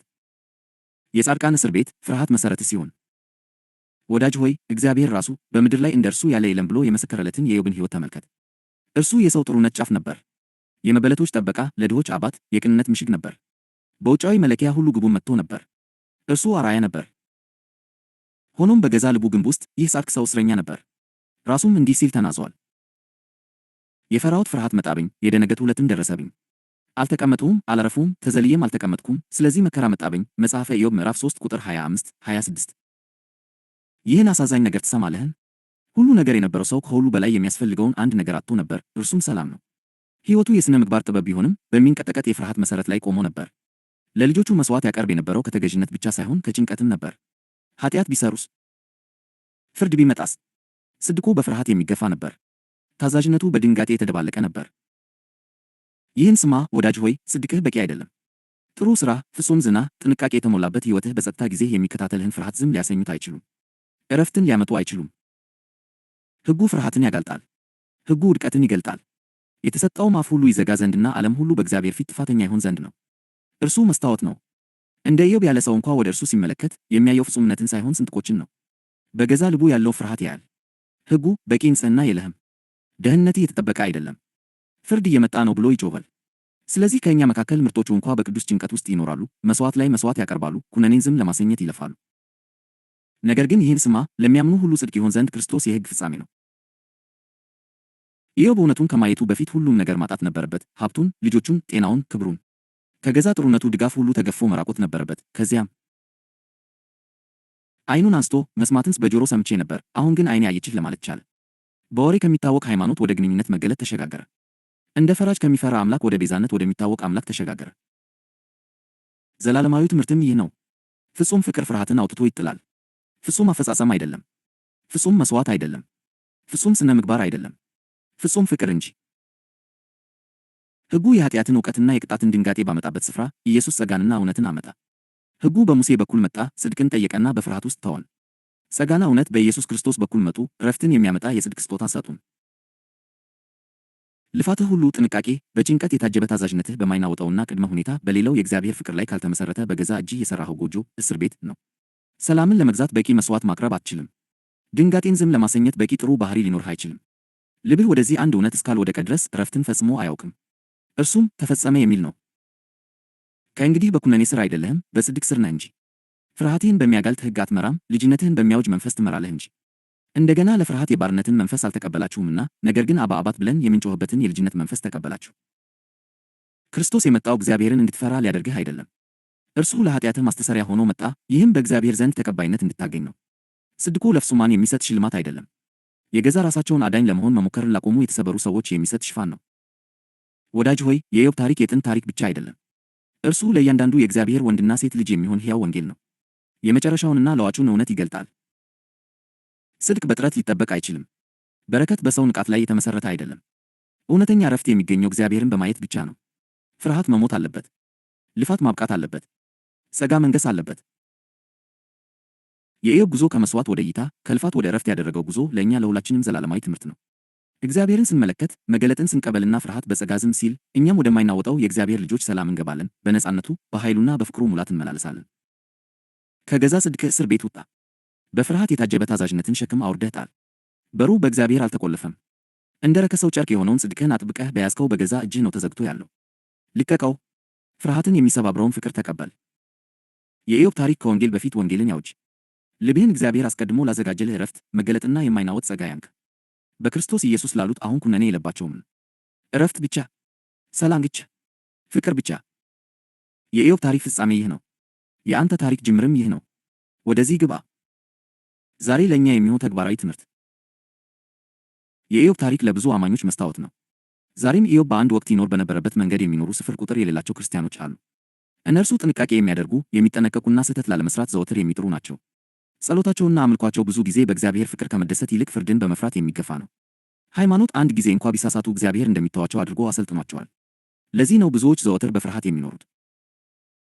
ነገር ግን ወንጌል ወደ ነፃነት ያመጣናል። በፍርሃት ባርነት እንድንኖር አልተጠራንም። በእግዚአብሔር ቅድመ ሁኔታ አልባ ፍቅር መተማመን ውስጥ እንድንኖር ተጠርተናል። ክርስቶስ በሰጠን የጽድቅ ስጦታ ውስጥ እንድናርፍ ተጠርተናል። ጸጋው ከድካማችን እንደሚበልጥና የምህረቱ ቃል ኪዳን እንደማይከሽፍ እንድንታመን ተጠርተናል። ኢዮብ የሚያስተምረን ፍርሃት ከእምነት ታላላቅ ጠላቶች አንዱ መሆኑን ነው። እርሱ አምልኮን ይበክላል፣ ሰላምን ይነጥቃል፣ ነፍስንም በስቃይ ውስጥ ያቆያል። ሆኖም መልሱ ጠንክሮ በመስራት ወይም የበለጠ ጻድቅ በመሆን አይደለም። መልሱ በክርስቶስ በኩል የእግዚአብሔርን ፍቅር በማወቅ ውስጥ ነው። የሰው ጽድቅ ለመለኮታዊ ጽድቅ ቦታ መልቀቅ አለበት። የራስ ጥረት ለጸጋ ቦታ መስጠት አለበት። ፍርሃት ለፍቅር ቦታ መልቀቅ አለበት። ለኢዮብም ሆነ ለእኛ የመጨረሻው ትምህርት በክርስቶስ የተገለጠው ቅድመ ሁኔታ የሌለው የእግዚአብሔር ፍቅር ብቻ ፍርሃትን አውጥቶ ሊጥልና ወደ እውነተኛ ዕረፍት ሊያመጣን እንደሚችል ነው። የእግዚአብሔር ልጆች የተጠሩት በፍርድ ፍርሃት ሊኖሩ ሳይሆን በፍጹም ፍቅር ነፃነት ሊኖሩ ነው። ሕያው ቤዛ፣ ልጅነትና የማይናወጥ የትንሣኤ ተስፋ። ኢዮብ በሕይወቱ እጅግ ጨለማ በሆነው ወቅት፣ ሰውነቱ እየዛለ ባለበት፣ ስሙ በተሳሳተ መንገድ በተረዳበት እና የሚታዩ ማስረጃዎች ሁሉ በእርሱ ላይ በቆሙበት ጊዜ በመጽሐፍ ቅዱስ ውስጥ ከተመዘገቡት እጅግ ኃያል የሆኑ የእምነት ምስክርነቶች አንዱን ተናገረ። እንዲህ ሲል በልበ ሙሉነት አወጀ፣ የሚቤዥኝ ሕያው እንደሆነ በመጨረሻም ዘመን በምድር ላይ እንዲቆም አውቃለሁ። መጽሐፈ ኢዮብ 19:25። ይህ ከሁኔታዎች ተነስቶ የሚመራ የሰው ድምፅ ሳይሆን ከመከራ ከጊዜ እና ከሞት ባለፈ ያለውን ዘላለማዊ እውነታ የተገናኘ ሰው ምስክርነት ነበር። ኢዮብ ተስፋ አደርጋለሁ ወይም እገምታለሁ አላለም፣ ይልቁንም አውቃለሁ አለ። የእርሱ መተማመን በጤናው መመለስ፣ በሀብቱ መታደስ ወይም በክብሩ መጥራት ላይ ሳይሆን በቤዛው ሕያውነቱ ላይ የተመሠረተ ነበር። ወዳጆቼ ሆይ፣ ይህ ምስክርነት በልባችን ጆሮ እንድንሰማ ይጋብዘናል። እያንዳንዱ እውነተኛ የእግዚአብሔር ልጅ ወደ ፍርሃት አልባ ሥልጣንና ወደ መንፈሳዊ ነፃነት ሙላት ከመግባቱ በፊት ጌታ ሊቀበሉት የሚገባ ጥልቅና ለውጥ የሚያመጣ እውነትን ይገልጥለታል። የሥነ ምግባር ቅንነት ብቻውን በቂ አይደለም። በትጋትና በዲሲፕሊን የታጀበ የእግዚአብሔር አገልግሎት ብቻውን በቂ አይደለም። በእያንዳንዱ አማኝ ልብ ውስጥ መከናወን ያለበት የመጨረሻ እና መሠረታዊ መገለጥ አለ። ይህ መገለጥ ከአገልጋይነት ወደ ልጅነት፣ በፍርሃት ከሚመራ ሕይወት ወደ ጸጋ ሙሉ ዕረፍት የሚደረግ ሽግግር ነው። እግዚአብሔር በሉዓላዊ ጥበቡ ይህንን ጉዞ በአገልጋዩ በኢዮብ ሕይወት ውስጥ በግልጽ እና በጥልቀት ለመግለጥ መረጠ። የኢዮብ አዋጅ ከጊዜያዊ ነፃ መውጣት ባለፈ የትንሣኤ ምስጢር እና የዘላለም ቤዛነትን ይነካል። ይህ ቆዳዬ ከጠፋ በኋላ በሥጋዬ እግዚአብሔርን አየዋለሁ፣ መጽሐፈ ኢዮብ 19:26 ሲል የሟች አካሉን ደካማነት አምኗል። ኢዮብ የአካላዊ መበስበስን፣ የሞትን እና የሥጋን ረዳት አልባነት እውነታ ተቀብሏል። ሆኖም ሞት የመጨረሻው ቃል እንዲሆን አልፈቀደም። ከትውልዱ እጅግ ቀድሞ በነቢይነት እይታ እንዲህ ሲል አወጀ፣ በሥጋዬ እግዚአብሔርን አየዋለሁ። ተስፋው ረቂቅ ወይም ምሳሌያዊ አልነበረም። ይልቁንም የግል፣ አካላዊ እና እርግጠኛ ነበር። እርሱም ሞትን በራሱ የሚያሸንፍ እና እንደ ሩቅ ትስታ ሳይሆን በእግዚአብሔር ፊት እንደሚቆም ሕያው ሰው ሙሉ በሙሉ የሚመልሰውን ቤዛ አመነ። የኢዮብ ታሪክ ብዙ ጊዜ ስለ መከራ ወይም ስለ ትዕግስት የሚሰጥ ትምህርት ተደርጎ ይወሰዳል። ነገር ግን ከላይ ከሚታየው ነገር በታች በመለኮታዊ ጥበብ የተቀረጸ የተቀደሰ መገለጥ ይገኛል። የኢዮብ ሕይወት መከራን የታገሰ የጻድቅ ሰው ታሪክ ብቻ አይደለም። እግዚአብሔር ሕዝቡን ከሃይማኖታዊ ፍርሃት አውጥቶ ወደ ክብራማው የልጅነት ነፃነት እንዴት እንደሚመራ የሚያሳይ መንፈሳዊ ካርታ ነው። የኢዮብ ታሪክ ጥንታዊ ታሪክ ብቻ አይደለም። እሱ የገዛ ጉልበታችንን ጉዞ የሚያሳይ መስታወት ነው። እያንዳንዱ ነፍስ ከገዛ ጥረት ወጥታ ወደ መለኮታዊ ዕረፍት፣ ከምክንያትና ከውጤት ሕግ ወጥታ በክርስቶስ ኢየሱስ ያለው የሕይወት መንፈስ ሕግ ወደ ሮሜ ሰዎች 8:2 ወደሚባለው የምትጠራበት ጉዞ ነው። በሕይወት መንፈስ ሕግ የበላይነት ስር በቤዛው ላይ ባለው እምነት መኖር። የኢዮብ ታሪክ የመከራ የትዕግስት ወይም የጽናት ታሪክ ብቻ አይደለም። በቤዛው ላይ ያለው እምነት በክርስቶስ ኢየሱስ ባለው የሕይወት መንፈስ ሕግ የበላይነት ስር ለመኖር እንዴት መሰረት እንደሚሆን የሚገልጽ መገለጥ ነው። ኢዮብ እጅግ ታማኝ፣ ነቀፋ የሌለበትና ቅን፣ እግዚአብሔርን የሚፈራና ከክፉ የራቀ ሰው ሆኖ ይጀምራል። በሀብት በክብርና በልጆች ተባርኳል። ለቤተሰቦቹም በታማኝነት ለእግዚአብሔር መሥዋዕትን ያቀርባል። ሆኖም የኢዮብ ጽድቅ ቅንና የሚደነቅ ቢሆንም ሰብአዊ ጽድቅ ነው። እሱም በሁኔታዎች በተግባርና ማጣትን በመፍራት ላይ የተመሠረተ ነው። ሕይወትን ሊደግፍ የሚችለው ሁሉም ነገር በሥርዓት እስካለ ድረስ ብቻ ነው። በመከራ ጊዜ መንፈስን ሊጠብቅ አይችልም፣ ወይም የሰውን ልጅ እንደ ምክንያትና ውጤት ኮዝ ኤንድ ኢፌክት በሜካኒካዊ መንገድ ከሚሠራው የኃጢአትና የሞት ሕግ የማይቋርጥ ባርነት ነፃ ሊያወጣው አይችልም። ወዳጆች ሆይ፣ በእግዚአብሔር ዘንድ ለእውነተኛ ሕይወት መሠረቱ በቤዛው ላይ ያለው እምነት ነው። ይህ እምነት ደግሞ እንዲሁ ግልጽ ሐሳብ፣ ትምህርት ወይም ሃይማኖታዊ ልምምድ አይደለም። በሕያው ክርስቶስ ላይ ያለው እምነት የሰው ልጅ በክርስቶስ ኢየሱስ ባለው የሕይወት መንፈስ ሕግ የበላይነት ስር እንዲኖር የሚያስችለው ተንቀሳቃሽ መመሪያ ነው። ይህ ሕግ ሕይወትን የሚገዛው በፍርሃት በግዴታ ወይም በሰው ጥረት ሳይሆን በጽድቅ ስጦታ ኃይልና በጸጋ መብዛት ነው። ይህ ሕግ ዘላለማዊ፣ የማይለወጥና ከተፈጥሮ በላይ የሆነ ነው። ነፃ የሚያወጣ የሚያድስና የሚለውጥ ሕግ ነው። የሚሠራውም በሰው ጥረት ፋንታ ለሰው ልጅ ሕይወትን በሚያረጋግጠው በቤዛው በኩል ብቻ ነው። በተቃራኒው ብዙ ጊዜ የምክንያትና ውጤት ሕግ ተብሎ የሚጠራው የኃጢአትና የሞት ሕግ ተፈጥሯዊውን ዓለም የሚገዛና የሰውን ልጅ በፍርሃት በበደለኛነትና በባርነት ስር የሚያስገዛ ነው። ይህ ሕግ በሜካኒካዊ መንገድ ይሠራል። ድርጊቶች ምላሽን ያስከትላሉ። ኃጢአት ቅጣትን ያመጣል፣ ውድቀትም ማጣትን ያስከትላል። እሱም የማይቋርጥ ግለሰባዊ ያልሆነና የማይለወጥ ነው። ለእያንዳንዱ ስህተት ክፍያን፣ ለእያንዳንዱ መተላለፍ እርማትና ለእያንዳንዱ ጥፋት ውጤትን ስለሚጠይቅ የሰውን መንፈስ በፍርሃት ያስራል። የሰው ልጅ ለምክንያትና ውጤት ሕግ ሲተው ሁልጊዜም በበደለኛነት በኩነኔና በባርነት አዙሪት ውስጥ ይጠመዳል። ምንም አይነት ጥረት፣ ስነ ምግባር ወይም መልካም ሥራ ሰንሰለቱን ሊበጥስ አይችልም። የኢዮብ ታሪክ ይህንን በግልጽ ያሳያል። ምንም እንኳን ነቀፋ የሌለበት ቅንና ትጋት ያለው ቢሆንም ሊታሰብ የማይችል ኪሳራ ይደርስበታል፣ እንዲሁም ይከስሳል። ሰብአዊ ጽድቅ ብቻውን ነፍስን ተፈጥሯዊውን ሥርዓት ከሚገዙት የፍርሃትና የሞት አሰራሮች ሊጠብቃት አይችልም። የቤዛው መገለጥ አስፈላጊ የሆነው ለዚህ ነው። በክርስቶስ ላይ ያለው እምነት የኃጢአትና የሞት ሕግን ማሽን ያቋርጠዋል። የኢዮብ ልብ በቤዛው ላይ ካረፈበት ቅጽበት ጀምሮ ሕይወትን ለማቆየት በሥነ ምግባር ፍጽምናው፣ በክርክሮቹ ወይም በተግባሩ ላይ አይታመንም። ሕይወት ወደ ሕይወት መንፈስ ሕግ ይዛወራል። ይህም የጸጋ እንጂ የሥራ ሕግ አይደለም፣ የጽድቅ እንጂ የኩነኔ ሕግ አይደለም። ይህ ሕግ የሰውን ፍጽምና አይጠይቅም። የሚሠራውም ክርስቶስ በመስቀል ላይ ለሰው ልጅ ባረጋገጠውና በእርሱ ለሚታመኑ ምዕመናን ሁሉ በሚቆጠርላቸው የጽድቅ ስጦታ ነው። ይህ ጽድቅ በሥራ የሚገኝ አይደለም፣ እንዲሁም በተግባር ላይ የተመሠረተ አይደለም። ሙሉ በሙሉ በቤዛው የተሰጠ ነው። የኢዮብ ወሳኝ አዋጅ ቤዛዬ ሕያው እንደሆነ በመጨረሻም በምድር ላይ እንደሚቆም አውቃለሁ፣ ቁርበቴም ከጠፋ በኋላ በሥጋዬ እግዚአብሔርን አያለሁ። የኢዮብ መጽሐፍ 19:25-27 የሚለው እምነት ሥራ የሚጀምርበት ቅጽበት ነው። እዚህ ጋር ኢዮብ ከማያቋርጠው የኃጢአትና የሞት ሕግ ግፍ የሚያድነውን ሕያውን ቤዛ ክርስቶስን ያያል። በቤዛው ላይ ያለው እምነት የመንፈስን ሕግ ያነቃቃል። ጸጋ በብዛት ይፈሳል። ጽድቅ ይሰጣል። መንፈስ ከፍርሃት ከበደለኛነትና ከባርነት ነፃ ይወጣል። የኃጢአትና የሞት ሕግ በሚኮንበት ቦታ የመንፈስ ሕግ ያድሳል። የምክንያትና ውጤት ሕግ ባሪያ በሚያደርግበት ቦታ የሕይወት ሕግ ኃይልን ይሰጣል። የሰው ጥረት በሚወድቅበት ቦታ የክርስቶስ ጽድቅ ይደግፋል። ፍርሃት ሽባ በሚያደርግበት ቦታ በቤዛው ላይ ያለው እምነት ድፍረትንና መታመንን ይለቃል። በተጨማሪም ይህ የመንፈስ ሕግ ፍርሃት የሌለበትን ልጅነትን ያመጣል። በአንድ ወቅት በማጣትና በክስ ፍርሃት ታስሮ የነበረው ኢዮብ አሁን ወደ አባት ቤት የመግባት ጥበቃ ስር ይኖራል። እሱም ሙሉ በሙሉ ተቀባይነት አግኝቷል። ሙሉ በሙሉ ተወዷል። በመንፈስም እንዲንቀሳቀስ ሙሉ በሙሉ ተሰጥቶታል። ታዛዥነት ከእንግዲህ በቅጣት ፍርሃት የሚመራ አይደለም። ለቤዛው ካለው እረፍትና ምስጋና በተፈጥሮ የሚፈልግ ነው። አማኙ አሁን በነጻነት በጽድቅና በድፍረት መኖር ይችላል። ሞገስን ለማግኘት አይታገልም፣ ነገር ግን የዘላለም ሕይወትንና በረከትን የሚያረጋግጠውን የተትረፈረፈ ጸጋ ይዞ ይጓዛል። የኢዮብ የመጨረሻው መታደስ ሀብቱ እጥፍ መሆኑ፣ ልጆቹ መመለሳቸውና ሕይወቱ መታደሱ በመንፈስ ሕግ ስር የመኖር ማስረጃ እንጂ የጥረት ዋጋ አይደለም። የኢዮብ ታሪክ የማይለወጥ መመሪያን ያሳያል። በቤዛው ላይ ያለው እምነት በክርስቶስ ኢየሱስ ባለው የሕይወት መንፈስ ሕግ የበላይነት ስር ለመኖር መሰረት ነው። ያለ እምነት የሰው ልጅ ማለቂያ በሌለው የፍርሃት የበደለኛነትና የምክንያትና ውጤት ሕግ አዙሪት ውስጥ ተይዞ ይኖራል። በእምነት ግን አማኙ ጽድቅና ጸጋ ወደሚሰሩበት፣ ፍርሃትና ኩነኔ ሥልጣናቸውን ወደሚያጡበት እና የቤዛው ፍቅር የተትረፈረፈ የማይናወጥና ዘላለማዊ ሕይወትን ወደሚያረጋግጥበት ዓለም ይገባል። ቤዛው የማይናወጥ ጽድቅንና የተትረፈረፈ ጸጋን ይሰጣል። የሰውን ልጅ መንፈስ ባሪያ ከሚያደርገውና ፍርሃት የሌለበትን ልጅነት ከሚያግደው የማይቋርጥ የኃጢአትና የሞት ሕግ ባርነት ያድነዋል። የኢዮብ ጉዞ ከብልጽግና በመከራ በክስና በተስፋ መቁረጥ አልፎ ወደ ቤዛው መገለጥ መምጣቱ በክርስቶስ ላይ ያለው እምነት ሕይወትን እንዴት እንደሚለውጥ ያሳያል። አማኙን በምክንያትና በውጤት ፍርሃት ስር ከመታገል ከተፈጥሮ በላይ በሆነው አቅርቦት ዋስትና ውስጥ ወደ ማረፍ ያሸጋግረዋል። የሰው ጥረትን አለመረጋጋት በማይናወጠው የጸጋና የጽድቅ መሠረት ይተካል። በእግዚአብሔር ቅድመ ሁኔታ የሌለው ፍቅር እውቀት ውስጥ ፍርሃት የሌለበትን ልጅነት ያረጋግጣል። በኢዮብ በኩል እያንዳንዱ ፈተና፣ ኪሳራ፣ ክስና የመከራ ወቅት ልብን ለቤዛው ለማንቃት ታስቦ እንደሆነ እናያለን። ይህም የሰው ልጅ በመንፈስ ሕግ ስር በእምነት እንዲኖር፣ ከባርነት ነፃ እንዲሆን፣ በጽድቅ እንዲጠበቅና ለዘላለም ሕይወት ኃይል እንዲያገኝ ያስችለዋል። ወዳጆች ሆይ ዘላለማዊው ትምህርት ግልጽ ነው። በቤዛው ላይ ያለው እምነት ለሕይወት ለነፃነትና ለልጅነት መሠረት ነው። በክርስቶስ ኢየሱስ ያለውን የሕይወት መንፈስ ሕግ ያነቃቃል፣ ከማያቋርጠው የፍርሃትና የኩነኔ አዙሪት ያድናል፣ የማይናወጥ ጽድቅን ያረጋግጣል፣ የተትረፈረፈ ጸጋን ይለቃል፣ እንዲሁም ሰውን በእግዚአብሔር ቅድመ ሁኔታ የሌለው ፍቅር እውቀት ላይ ሙሉ በሙሉ እንዲያርፍ በማድረግ በፍርሃት አልባ ልጅነት ውስጥ ያጸናል። የኢዮብ ሕይወት ፍጹም ማሳያ ነው። እሱም በኃጢአትና በሞት ሕግ ስር ከሚደረግ ሰብአዊ ትግል ተነስቶ የእውነተኛ ነፃነት የጽድቅና የዘላለም ዋስትና ምንጭ በሆነው በሕያው ቤዛ ላይ ባለው እምነት ወደሚደገፍ ከተፈጥሮ በላይ የሆነ ሕይወት የሚደረግ ጉዞ ነው። ከፍርሃት ወደ ፍጹም ፍቅር። ኢዮብ በትውልዱ መካከል ነቀፋ የሌለበት ቅን፣ እግዚአብሔርን የሚፈራ እና ጻድቅ ነበር። እግዚአብሔር ራሱ በሰማያዊ ጉባኤ ፊት ስለ ኢዮብ ቅንነት መሰከረ። ሆኖም ኢዮብ አሁንም በፍርሃት ይመራ ነበር። ውድቀት በቤተሰቡ ላይ ፍርድ ሊያመጣ ይችላል በሚል የማይቋርጥ ጭንቀት ውስጥ ይኖር ነበር። ለልጆቹ የሚያቀርበው መስዋዕት ለፍቅር ብቻ ሳይሆን ፍርሃትንም የተላበሰ ነበር። መጽሐፍ ቅዱስ ልጆቹ ምናልባት ኃጢአት ሰርተው ይሆን በሚል ሁልጊዜ መስዋዕት ያቀርብ እንደነበረ ይዘግባል። መጽሐፈ ኢዮብ 1:5 በሚታየው ጽድቁ በስተጀርባ ፍርሃት አሁንም በነፍሱ ውስጥ ስለሚናገር በፍቅር ፍጹም ያልሆነ ልብ ነበር። በኢዮብ መከራና ምስክርነት ውስጥ የተገለጠው መለኮታዊ ትምህርት እዚህ ላይ ይገኛል። እግዚአብሔር በባህሪ ብቻ ያለ ጽድቅን አይፈልግም። እርሱ ፍርሃት ሥልጣን የሌለበትን ፍጹም ፍቅር ይፈልጋል። በፍቅር ፍርሃት የለም፣ ፍጹም ፍቅር ግን ፍርሃትን አውጥቶ ይጥላል። ፍርሃት ቅጣት አለውና አንደኛ ዮሐንስ መልእክት 4:18 በኢዮብ ጉዞ ውስጥ እግዚአብሔር የሚመራውን የተሰወረ ፍርሃት ገለጠ። ይህን ያደረገው እርሱን ሊያጠፋው ሳይሆን ሊያድነው፣ ሊፈርድበት ሳይሆን ከፍተኛውን ሕግ ሊገልጥለት ነው። ይህ ከፍተኛ ሕግ የጸጋ ሕግ፣ የመንፈስ ሕግ፣ ሰላምን፣ ዕረፍትን እና በአብ ልብ ላይ የማይናወጥ መተማመንን የሚያመጣ ሕግ ነው።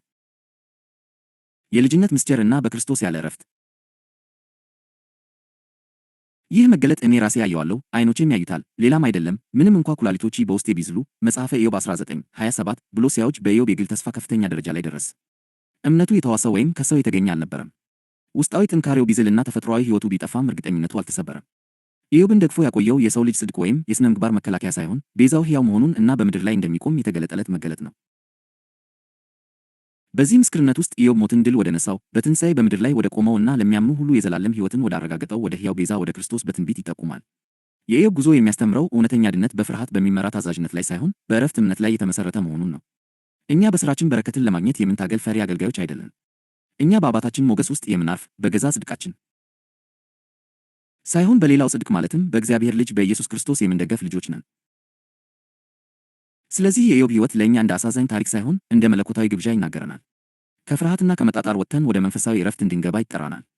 በክርስቶስ ኢየሱስ ያለው የሕይወት መንፈስ ሕግ ከኃጢአትና ከሞት ሕግ ከኩነኔና ከምክንያትና ውጤት አምባገነንነት ነፃ አውጥቶናል። ከእንግዲህ ከፍርድ በታች አይደለንም፣ ከጸጋ በታች ነን። ይህ ጸጋ እንዲሁ ትምህርት ብቻ አይደለም፣ እሱ እኛን ልጆች የሚያደርገን የእግዚአብሔር ሕያው እስትንፋስ ነው። ይህ የልጅነት የተሰወረ መገለጥ እና የመንፈስ ሕግ የበላይነት ነው። እያንዳንዱ ልጅ መማር ያለበት የመጨረሻው ትምህርት መጣጣርን አቁሞ ማረፍን፣ መፍራትን አቁሞ መታመንንና መስራትን አቁሞ ማመን ነው። በክርስቶስ ሥራው ተፈጽሟል። እርግማኑ ተሰብሯል። ቤዛው ሕያው ነው። ልጁ ነፃ ነው። እያንዳንዱ ልብ ይህንን እውነት ይቀበል። እያንዳንዱ ነፍስ ወደዚህ ዕረፍት ይግባ። እያንዳንዱም ልጅ ይነስ። በቤዛው በእምነት መኖር። የኢዮብ ታሪክ ስለ ስቃይ፣ ስለ ትዕግሥት ወይም ስለ መጽናት ከሚናገር ተረት እጅግ የላቀ ነው።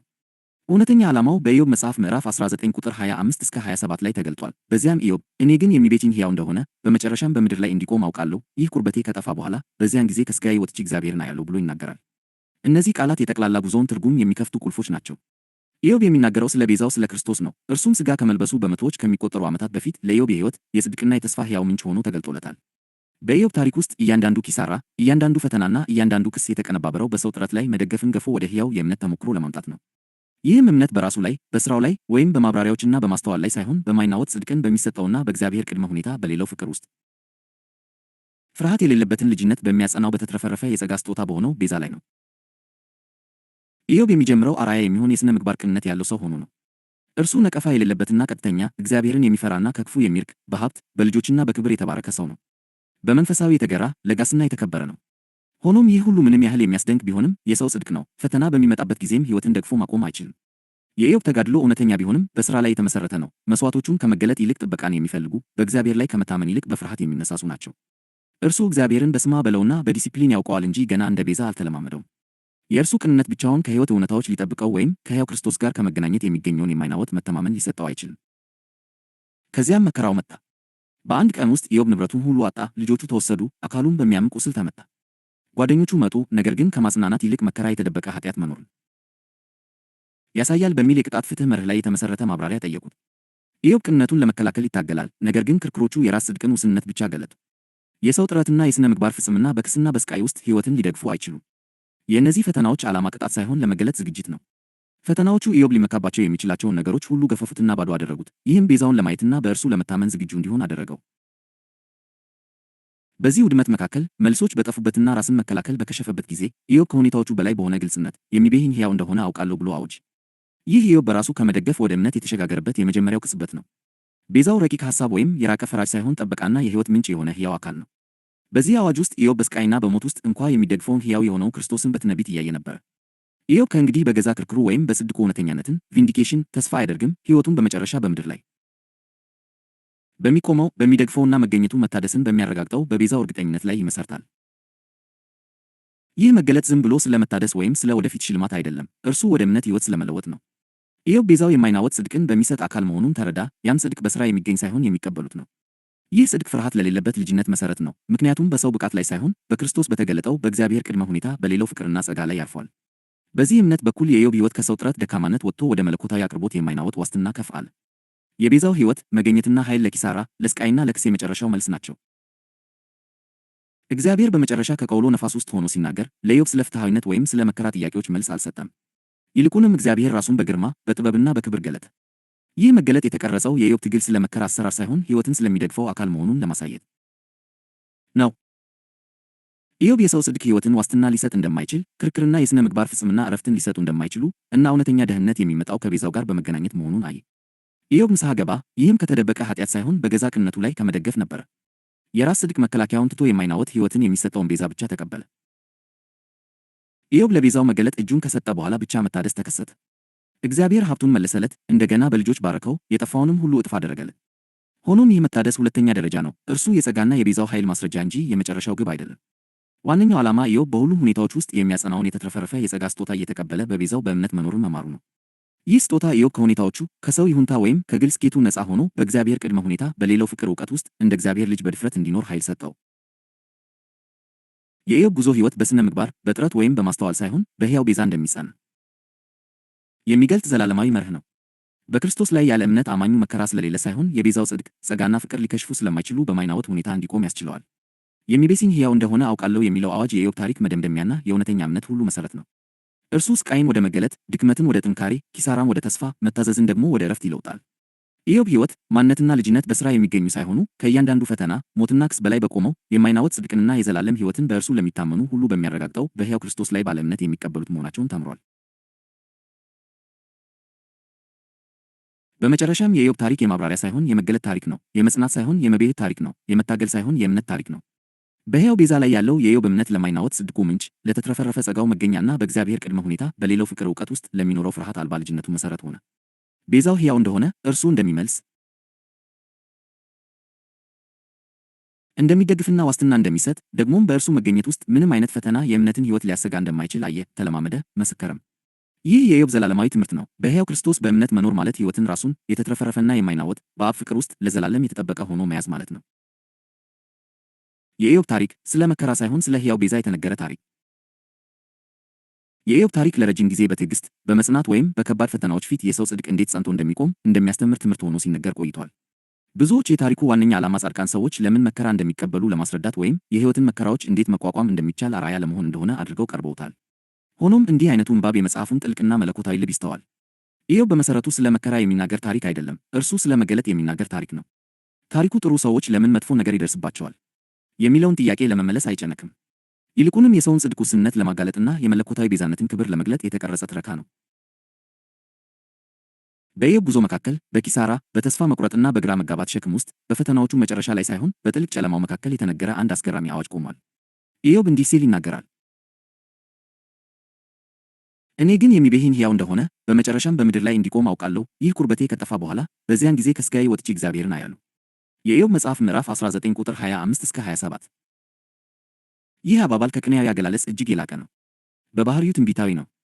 ከቴዎሎጂያዊ ንድፈ ሐሳብ እጅግ የራቀ ነው። እርሱ በሚቤደው በሚያድሰውና በመጨረሻም በእያንዳንዱ ፈተና ላይ ድል በሚቀዳጀው ሕያው አምላክ ላይ ያለ መገለጥ ነው። የኢዮብ አዋጅ ትኩረቱን ከሰው መከራ ወደ ሕያው ቤዛ ዘላለማዊ እውነታ ያዞራል። ይህም ውድመት በሚመስል ሁኔታ ውስጥ እንኳ ተስፋን፣ እውነተኛነትንና ከእግዚአብሔር ጋር ያለን ጥልቅ ኅብረት ተስፋ ይሰጣል። በዚህ መንገድ የኢዮብ ታሪክ የመጽናት ምስክር ብቻ ሳይሆን በእያንዳንዱ አማኝ ሕይወት ማዕከል ውስጥ የሚቆመው የሕያው ቤዛ የኃይል፣ የመገኘትና የታማኝነት ምስክር ይሆናል።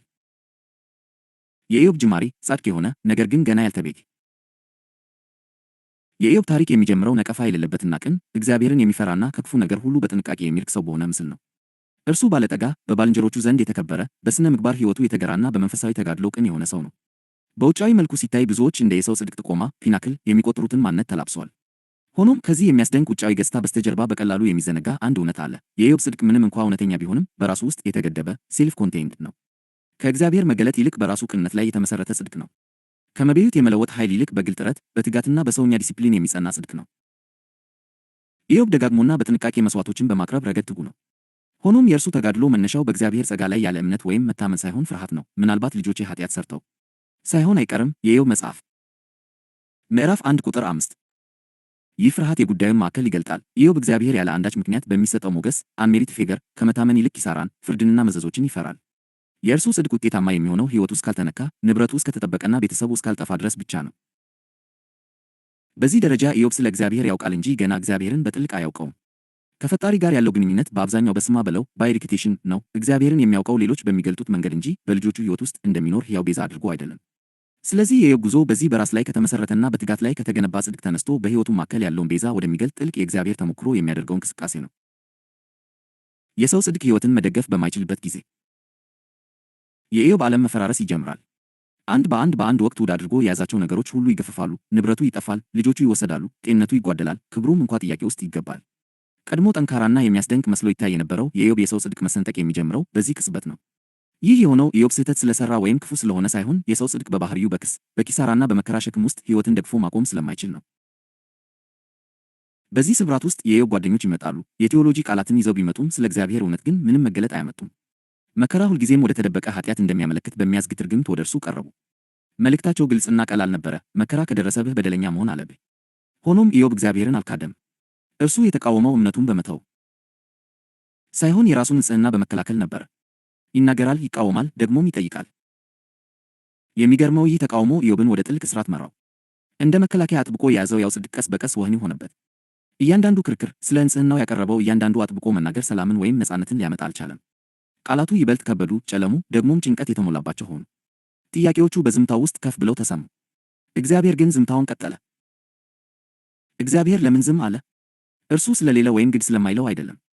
እግዚአብሔር የኢዮብን የሰው ጽድቅ ለማጥራት ፍላጎት ስለሌለው ነው።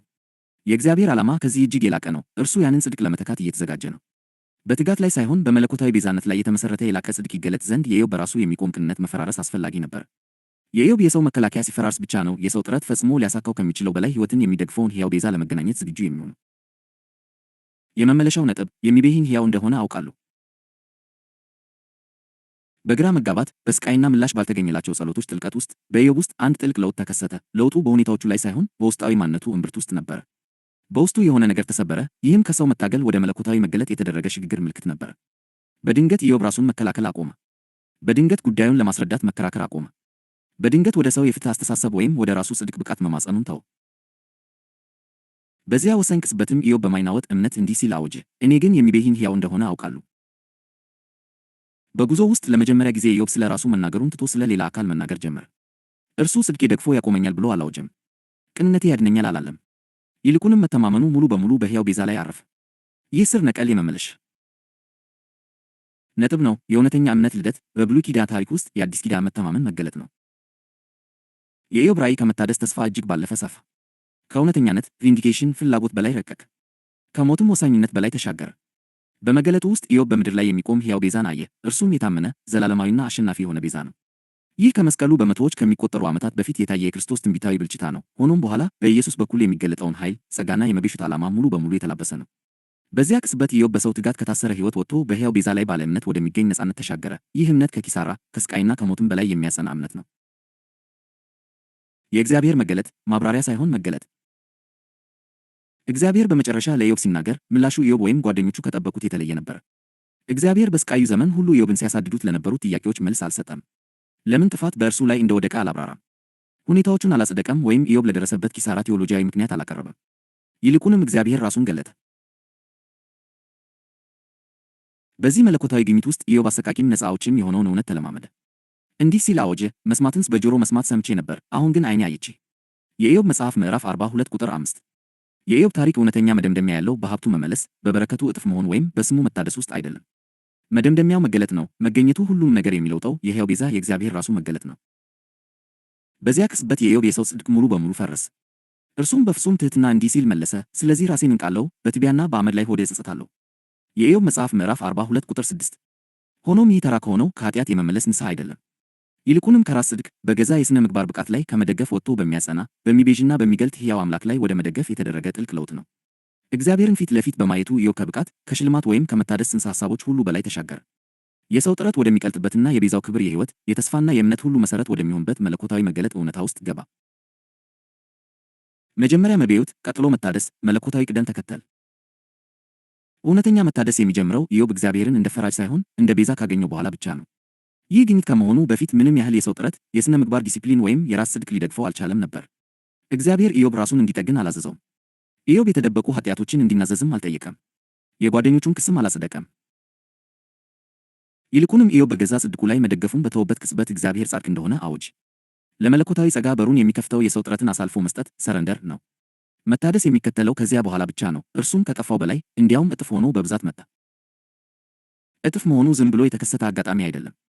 እርሱ አንድን ጥልቅ መንፈሳዊ መርህ ያንጸባርቃል። ይህም ጸጋ የሚመልሰው ነገር ሁልጊዜም የሰው ሥራ ሊጠብቀው ከሚችለው ነገር ይበልጣል የሚል ነው። የሰው ጽድቅ ሕይወትን ደግፎ ማቆየት የሚችለው ለተወሰነ ጊዜና በተገደቡ ሁኔታዎች ውስጥ ብቻ ነው። መለኮታዊ መቤዠት ግን ከመጀመሪያው ሁኔታ የሚበልጥ ሙላትን ያመጣል። በኢዮብ ታሪክ ውስጥ መታደስ የሚመጣው ከጥረት ወይም ከብቃት ሳይሆን ከእግዚአብሔር ኃይል፣ ለጋስነትና ታማኝነት ነው። እርሱ ከመመለሱ በፊት ይቤዣል፣ ደግሞም በትጋት ብቻ ሊገኝ ከሚችለው በላይ በሆነ ታላቅ ብዛት ይቤዣል።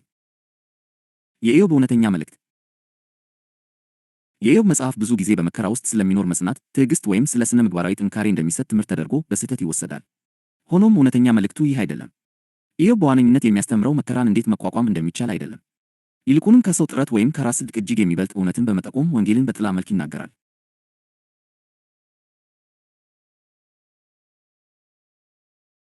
የኢዮብ መልእክት በእነዚህ ጥልቅ መንፈሳዊ እውነታዎች ሊጠቃለል ይችላል። የሰው ጽድቅ ምንም ያህል ነቀፋ የሌለበት ወይም የተገራ ቢሆንም ሕይወትን ደግፎ ማቆየት አይችልም። መከራ የራስን ጥረት ውስንነት ያጋልጣል፣ እንዲሁም ብቻን የመታገልን ከንቱነት ይገልጣል። ማብራሪያ ሳይሆን መገለጥ የሰውን መታገል ያበቃል። የሕይወት እውነተኛ መሠረት ቅንነት ሳይሆን ቤዛነት ነው። ደግሞ ኪሳራንና ክስን አልፎ የሚቆም በእርሱ የሚታመኑትንም የሚደግፍ ሕያው ቤዛ አለ። ኢዮብ በሕይወት የተረፈው በጥንካሬው፣ በሀብቱ ወይም በሥነ ምግባር ዲሲፕሊኑ ምክንያት አይደለም። እርሱ በሕይወት የተረፈው ቤዛው ሕያው ስለነበረ ነው። በመከራው መካከል የተገለጠለት የሕያው አምላክ እውነታ ነው በእያንዳንዱ ፈተና ውስጥ የተሸከመው። ለኢዮብ የቆመው ያው ቤዛ ዛሬም ለእኛ ይቆማል። በሰው ጽድቅ ወይም ጥረት ፈጽሞ ሊገኝ የማይችልን ሕይወትን፣ ተስፋንና ድልን በእርሱ ውስጥ እናገኛለን። የኢዮብ ታሪክ ወደ መደምደሚያው ይደርሳል፣ ነገር ግን በእውነት ሲታይ የእያንዳንዱ አማኝ ጉዞ ወደሚጀምርበት ስፍራ ያመለክታል። በምስክሩ እምብርት ላይ የሚቤዥኝ ሕያው እንደሆነ አውቃለሁ የሚለው አዋጅ ይገኛል። ይህ አባባል መከራ ለምን እንደሚመጣ፣ ፈተናዎች እንዴት እንደሚከሰቱ ወይም ኢዮብ ራሱ እነዚህ እንዲደርሱበት ያደረገው ምን እንደሆነ ለመረዳት የቀረበ የይገባኛል ጥያቄ አይደለም። እርሱ ከዚህ እጅግ የቀለለ ሆኖም ግን እጅግ ጥልቅ ነው። ኢዮብ ስለ ማብራሪያ ወይም ስለ ማጽደቅ ጀስቲፊኬሽን አይናገርም። እርሱ ስለ ግንኙነትና ስለ እውነታ ይናገራል። ማን ሕያው እንደሆነ እንደሚያውቅ በእርግጠኝነት ይናገራል። በዚህ እውነት ኃይልም ሌላው ነገር ሁሉ ይረግፋል። ክስ ይዞታውን ያጣል። ፍርሃት ይፈራርሳል። የራስ ጽድቅ ከእንግዲህ ግዛቱን አያገኝም። በጉልበት ያልተገኘና የተትረፈረፈ ጸጋ ትክክለኛ ቦታውን ይይዛል። በሕይወት በሁኔታዎችና በነፍስ ላይም ይነግሣል። የኢዮብ የመጨረሻ ቃል ስለ መልሶች፣ ስለ መታደስ ወይም ስለ ሽልማት አይደለም። እርሱ ስለ ሕያው ቤዛ፣ ለሚያምኑ ሁሉ የዘላለም የተስፋና የሕይወት መሠረት ስለሆነው አካል ነው። በሕይወት መንፈስ ሕግ የበላይነት ስር በቤዛው በእምነት መኖር። የኢዮብ ታሪክ ዝም ብሎ ስለ ስቃይ፣ ስለ ትዕግሥት ወይም ስለ መጽናት የሚናገር ታሪክ አይደለም። እርሱ በቤዛው ላይ የሚኖር እምነት በክርስቶስ ኢየሱስ ባለው የሕይወት መንፈስ ሕግ የበላይነት ስር ለመኖር እንዴት መሠረት እንደሚሆን የሚገልጥ መገለጥ ነው። ኢዮብ የሚጀምረው ልዩ የሆነ ቅንነት ያለው፣ ነቀፋ የሌለበትና ቀጥተኛ፣ እግዚአብሔርን የሚፈራና ከክፉ የሚርቅ ሰው ሆኖ ነው። በሀብት በክብርና በልጆች የተባረከ ሲሆን ለቤተሰቡም በታማኝነት ለእግዚአብሔር መሥዋዕትን ያቀርባል። ሆኖም የኢዮብ ጽድቅ ምንም እንኳ ቅንና የሚያስደንቅ ቢሆንም የሰው ጽድቅ ነው። እርሱ በሁኔታዎች በትጋትና ኪሳራን በመፍራት ላይ የተመሠረተ ነው። ይህ ጽድቅ ሕይወትን ደግፎ ሊያቆይ የሚችለው ሁሉም ነገር በሥርዓት እስካለ ድረስ ብቻ ነው። በመከራ ውስጥ መንፈስን ሊጠብቅ አይችልም። እንዲሁም በምክንያትና በውጤት ኮዝ ኤንድ ኢፌክት መርህ መካኒካዊ በሆነ መንገድ ከሚሠራው ከኃጢአትና ከሞት ሕግ የማያቋርጥ እስራት የሰውን ልጅ ነፃ ሊያወጣ አይችልም። ወዳጆች ሆይ፣ በእግዚአብሔር ዘንድ ለእውነተኛ ሕይወት መሠረቱ በቤዛው ላይ የሚኖር እምነት ነው። ይህ እምነት ደግሞ ዝም ብሎ ጽንሰ ሐሳብ፣ ዶክትሪን ወይም ሃይማኖታዊ ልምድ አይደለም። በሕያው ክርስቶስ ላይ ያለ እምነት የሰውን ልጅ በክርስቶስ ኢየሱስ ባለው የሕይወት መንፈስ ሕግ የበላይነት ስር እንዲኖር የሚያስችለው ንቁ መርህ ነው። ይህ ሕግ ሕይወትን የሚገዛው በፍርሃት፣ በግዴታ ወይም በሰው ጥረት ሳይሆን በጽድቅ ስጦታ ኃይልና በጸጋ ብዛት ነው። ይህ ሕግ ዘላለማዊ፣ የማይለወጥና ከተፈጥሮ በላይ የሆነ ነው። እርሱ ነፃ የሚያወጣ፣ የሚያድስና የሚለውጥ ሕግ ነው። እርሱ የሚሠራው በሰው ጥረት ፋንታ ለሰው ልጅ ሕይወትን በሚያረጋግጠው በቤዛው በኩል ብቻ ነው። በተቃራኒው ብዙ ጊዜ የምክንያትና የውጤት ሕግ ተብሎ የሚጠራው የኃጢአትና የሞት ሕግ ተፈጥሯዊውን ዓለም ይገዛል፣ የሰውን ልጅም በፍርሃት በበደለኛነትና በእስራት ስር ያደርጋል። ይህ ሕግ መካኒካዊ በሆነ መንገድ ይሠራል። ተግባራት ምላሾችን ያስከትላሉ። ኃጢአት ቅጣትን ያመጣል፣ ውድቀትን ኪሳራን ያስከትላል። እርሱ የማይቋርጥ ግላዊ ያልሆነና የማይለወጥ ነው። የሰውን መንፈስ በፍርሃት ያስራል፣ ምክንያቱም ለእያንዳንዱ ስህተት ክፍያን፣ ለእያንዳንዱ መተላለፍ እርማትን፣ ለእያንዳንዱ በደልም መዘዝን ይጠይቃል። የሰው ልጅ በምክንያትና በውጤት ሕግ ውስጥ ሲተው ዘወትር በበደለኛነት፣ በኩነኔና በእስራት አዙሪት ውስጥ ይጠመዳል። ምንም አይነት ጥረት፣ ስነ ምግባር ወይም መልካም ሥራ ሰንሰለቱን ሊሰብረው አይችልም። የኢዮብ ታሪክ ይህን በግልጽ ያሳያል። ምንም እንኳ ነቀፋ የሌለበት ቀጥተኛና ትጉ ቢሆንም ሊታሰብ የማይችል ኪሳራ ደርሶበታል፣ ደግሞም ተከሷል። የሰው ጽድቅ ብቻውን ነፍስን ተፈጥሯዊውን ሥርዓት ከሚገዙት የፍርሃትና የሞት አሰራሮች ሊጠብቃት አይችልም። የቤዛው መገለጥ አስፈላጊ የሆነው ለዚህ ነው። በክርስቶስ ላይ ያለ እምነት የኃጢአትና የሞት ሕግን መካኒካዊ አሰራር ያቋርጠዋል። የኢዮብ ልብ በቤዛው ላይ ባረፈበት ቅጽበት ሕይወትን ለማቆየት በሥነ ምግባር ፍጽምናው፣ በክርክሩ ወይም በትጋቱ ላይ መደገፉን ያቆማል። ሕይወቱ በሥራ ሳይሆን በጸጋ ወደሚሠራው፣ ኩነኔ ወዳለበት ሳይሆን ጽድቅ ወዳለበት ወደ ሕይወት መንፈስ ሕግ ይዛወራል። ይህ ሕግ ከሰው ፍጽምናን አይጠይቅም። እርሱ የሚሠራው ክርስቶስ በመስቀል ላይ ለሰው ልጅ ባረጋገጠውን በእርሱ ለሚታመኑ አማኞች ሁሉ በሚቆጠርላቸው ኢምኬትድ በጽድቅ ስጦታ ነው። ይህ ጽድቅ በሥራ አይገኝም፣ በትጋት ላይም የተመሠረተ አይደለም። እርሱ ሙሉ በሙሉ በቤዛው የቀረበ ነው። የኢዮብ ወሳኝ አዋጅ፣ እኔ ግን የሚቤዥኝ ሕያው እንደሆነ በመጨረሻም በምድር ላይ እንዲቆም አውቃለሁ። ይህ ቁርበቴ ከጠፋ በኋላ በዚያን ጊዜ ከሥጋዬ ወጥቼ እግዚአብሔርን አያለሁ። የኢዮብ መጽሐፍ ምዕራፍ 19 ቁጥር 25-27 የሚለው ቃል እምነት የሚሠራበት ቅጽበት ነው። እዚህ ጋር ኢዮብ ከኃጢአትና ከሞት ሕግ የማይቋርጥ ጭቆና ነፃ የሚያወጣውን ሕያውን ቤዛ ክርስቶስን ያያል። በቤዛው ላይ ያለ እምነት የሕይወት መንፈስን ሕግ ያነቃቃል። ጸጋ በብዛት ይፈሳል። ጽድቅ ይሰጣል። መንፈስ ከፍርሃት ከበደለኛነትና ከእስራት ነፃ ይወጣል። የኃጢአትና የሞት ሕግ በሚኮንበት ስፍራ የሕይወት መንፈስ ሕግ ያድሳል። የምክንያትና የውጤት ሕግ ባሪያ በሚያደርግበት ስፍራ የሕይወት ሕግ ኃይልን ይሰጣል። የሰው ጥረት በሚከሽፍበት ስፍራ የክርስቶስ ጽድቅ ደግፎ ያቆማል። ፍርሃት ሽባ በሚያደርግበት ስፍራ በቤዛው ላይ ያለ እምነት ድፍረትንና ልባዊነትን ይለቃል። ከዚህም በላይ ይህ የሕይወት መንፈስ ሕግ ፍርሃት የሌለበትን ልጅነት ያመጣል። በአንድ ወቅት በኪሳራና በክስ ፍርሃት ታስሮ የነበረው ኢዮብ አሁን በአባቱ ቤት ውስጥ በልጅነት የመቀበል ደህንነት ውስጥ ይኖራል። እርሱ ሙሉ በሙሉ ተቀባይነትን ያገኘ፣ ሙሉ በሙሉ የተወደደና በመንፈስ ለመንቀሳቀስ ሙሉ በሙሉ ኃይልን ያገኘ ነው። መታዘዝ ከእንግዲህ በቅጣት ፍርሃት የሚመራ አይደለም። እርሱ ለቤዛው ካለ ዕረፍትና ምስጋና በተፈጥሯዊ ሁኔታ የሚመነጭ ነው። አማኙ አሁን በነጻነት በጽድቅና በልባዊነት ሊኖር ይችላል። ሞገስን ለማግኘት አይታገልም፣ ነገር ግን የዘላለም ሕይወትንና በረከትን በሚያረጋግጠው በጸጋ ብዛት ውስጥ ይመላለሳል። የኢዮብ የመጨረሻ መታደስ ሀብቱ እጥፍ መሆኑ፣ ልጆቹ መመለሳቸውና ሕይወቱ መታደሱ በትጋት የተገኘ ሽልማት ሳይሆን በሕይወት መንፈስ ሕግ ስር የመኖር ማስረጃ ነው። የኢዮብ ታሪክ ዘላለማዊ መርህን ያሳያል። በቤዛው ላይ ያለ እምነት በክርስቶስ ኢየሱስ ባለው የሕይወት መንፈስ ሕግ የበላይነት ስር ለመኖር መሠረት ነው። ያለ እምነት የሰው ልጅ ማለቂያ በሌለው የፍርሃት የበደለኛነትና የምክንያትና የውጤት ሕግ አዙሪት ውስጥ ምርኮኛ ሆኖ ይቀራል። በእምነት ግን አማኙ ጽድቅና ጸጋ ወደሚሠራው ፍርሃትና ኩነኔ ሥልጣናቸውን ወደሚያጡበት እንዲሁም የቤዛው ፍቅር የተትረፈረፈ የማይናወጥና ዘላለማዊ ሕይወትን ወደሚያረጋግጥበት ዓለም ይገባል። ቤዛው የማይናወጥ ጽድቅንና የጸጋን ብዛት ይሰጣል። ይህም መንፈስን ባሪያ ከሚያደርገውና ፍርሃት የሌለበትን ልጅነት ከሚያግደው ከኃጢአትና ከሞት ሕግ የማይቋርጥ እስራት የሰውን ልጅ ያድነዋል። የኢዮብ ጉዞ ከብልጽግና በመከራ በክስና በተስፋ መቁረጥ አልፎ ወደ ቤዛው መገለጥ መድረሱ በክርስቶስ ያለ እምነት ሕይወትን እንዴት እንደሚለውጥ ያሳያል። እርሱ አማኙን በምክንያትና በውጤት ፍርሃት ከመታገል አውጥቶ ከተፈጥሮ በላይ በሆነ አቅርቦት እርግጠኝነት ውስጥ እንዲያርፍ ያደርገዋል። ደካማ የሆነውን የሰው ጥረት በማይናወጥ የጸጋና የጽድቅ መሠረት ይተካዋል። በእግዚአብሔር ቅድመ ሁኔታ በሌለው ፍቅር ዕውቀት ውስጥ ፍርሃት የሌለበትን ልጅነት ያረጋግጣል። በእያንዳንዱ ፈተና፣ ኪሳራ፣ ክስና የመከራ ወቅት ውስጥ የእግዚአብሔር ዓላማ ልብን ወደ ቤዛው ማንቃት መሆኑን በኢዮብ በኩል እናያለን። ይህም የሰው ልጅ ከእስራት ነፃ ሆኖ በጽድቅ ተጠብቆና ለዘላለም ሕይወት ኃይልን አግኝቶ በሕይወት ሕግ ስር በእምነት እንዲኖር ያስችለዋል። ወዳጆች ሆይ ዘላለማዊው ትምህርት ግልጽ ነው። በቤዛው ላይ ያለ እምነት ለሕይወት ለነጻነትና ለልጅነት መሠረት ነው። እርሱ በክርስቶስ ኢየሱስ ያለውን የሕይወት መንፈስ ሕግ ያነቃቃል፣ ከማያቋርጠው የፍርሃትና የኩነኔ አዙሪት ያድናል፣ የማይናወጥ ጽድቅን ያረጋግጣል፣ የተትረፈረፈ ጸጋን ይለቃል፣ እንዲሁም የሰውን ልጅ በእግዚአብሔር ቅድመ ሁኔታ በሌለው ፍቅር ዕውቀት ላይ ሙሉ በሙሉ እንዲያርፍ በማድረግ በፍርሃት አልባ ልጅነት ውስጥ ያጸናል። የኢዮብ ሕይወት ለዚህ ፍጹም ምሳሌ ነው። እርሱ በኃጢአትና በሞት ሕግ ስር ከሚደረግ የሰው መታገል ወጥቶ የእውነተኛ ነጻነት የጽድቅና የዘላለም ደህንነት ምንጭ በሆነው በሕያው ቤዛ ላይ ባለ እምነት ወደሚደገፍ ከተፈጥሮ በላይ የሆነ ሕይወት የተደረገ ጉዞ ነው። መስቀሉ የምክንያትና ውጤት ማብቂያ። የተወደዳችሁ ሆይ የኢዮብ ጉዞ የመከራ ሰው ታሪክ ብቻ አልነበረም። እርሱ ወደ ክብር የኢየሱስ ክርስቶስ ወንጌል የሚያመለክት ትንቢታዊ ጥላ ነበረ። በኢዮብ ሕይወት ውስጥ በፍርሃት በሥራና በበቀል ሐሳብ ላይ የተገነባ የሃይማኖት አመለካከት ሲፈርስ እናያለን። በክርስቶስ ደግሞ የኢዮብ ናፍቆት ፍጻሜውን፣ የጭንቀቱ መልስና የጸጋውን ሙሉ መገለጥ እናያለን። ኢዮብ በመከራ ውስጥ በጭላንጭል ያየውን ኢየሱስ በመሥዋዕትነቱ ፈጸመው። በመስቀል ላይ ቅዱሳት መጻሕፍት የኃጢአትና የሞት ሕግ ብለው የሚጠሩት አጠቃላይ የምክንያትና ውጤት ሥርዓት ወደ መጨረሻው ፍጻሜ መጣ። ኃጢአት የሌለበት የእግዚአብሔር ልጅ ኢየሱስ በእኛ ፋንታ ቆመና የዚያን ሥርዓት ሙሉ ውጤት ተሸከመ። ለእኛ የሚገባን እያንዳንዱ እርግማን፣ የፈራነው እያንዳንዱ ፍርድ፣ የሚገባን እያንዳንዱ ቅጣት በእርሱ ላይ አረፈ። እንዲህ ተብሎ እንደተጻፈ በእንጨት የሚሰቀል ሁሉ የተረገመ ነው ተብሎ ተጽፏልና ክርስቶስ ስለ እኛ እርግማን ሆኖ ከሕግ እርግማን ዋጀን። ወደ ገላትያ ሰዎች ምዕራፍ 3 ቁጥር 13። እርሱ ሙቱን የወሰደው ስለ ኃጢአታችን ብቻ ሳይሆን እኛም ባሪያ አድርጎ ለያዘን ሥርዓት ጭምር ነው። እርሱም ጥሩ አድርግ፣ በሕይወት ኑር፣ ክፉ አድርግ፣ ሙት የሚለው ሕግ ነበረ። በመስቀል ላይ ኢየሱስ የፍትህን ጥያቄ ፈጸመ፣ የፍርድንም ጣ አበቃ። በዚህም ኢዮብ ቀድሞ ይኖርበት የነበረውን በፍርሃት ላይ የተመሠረተ ማዕቀፍ ለዘላለም አፈረሰው። በሞቱ በኩል ኢየሱስ ኃጢአትን ይቅር ማለት ብቻ ሳይሆን ኃጢአትን ጌታችን ያደረገውን ሥርዓት ትጥቅ አስፈታው። የመጣርን የመሥዋዕትንና የፍርሃትን የድሮ ኪዳን ሥርዓት አበቃ። በትንሣኤው ደግሞ አዲስና የላቀ ሕግ አስተዋወቀ። በክርስቶስ ኢየሱስ ያለው የሕይወት መንፈስ ሕግ ከኃጢአትና ከሞት ሕግ አርነት አውጥቶኛልና። ወደ ሮሜ ሰዎች ምዕራፍ 8 ቁጥር 2።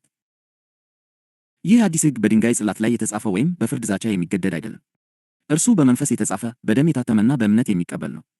እርሱ ያለ ቅድመ ሁኔታ ፍቅር፣ ያልተገኘ ሞገስና የማይለወጥ ጽድቅ ሕግ ነው። በዚህ ሕግ ስር ከእንግዲህ ኩነኔ የለብንም። ወደ ሮሜ ሰዎች ምዕራፍ 8 ቁጥር 1። በቅጣት አፋፍ ላይ አንኖርም። እኛ በጸጋ ስር የተተከልን በክርስቶስ በተፈጸመ ሥራ ነጻነት ውስጥ የቆምን ልጆች ነን። በወደ ሮሜ ሰዎች ምዕራፍ 5 ቁጥር 17 ላይ የዚህ መለኮታዊ ልውጥ ውጤት እንዲህ ተገልጿል። በአንዱም በደል ሞት በአንዱ በኩል ከነገሰ፣ ይልቁን የጸጋን ብዛትና የጽድቅን ስጦታ ብዛት የሚቀበሉ በአንዱ በኢየሱስ ክርስቶስ በኩል በሕይወት ይነግሣሉ።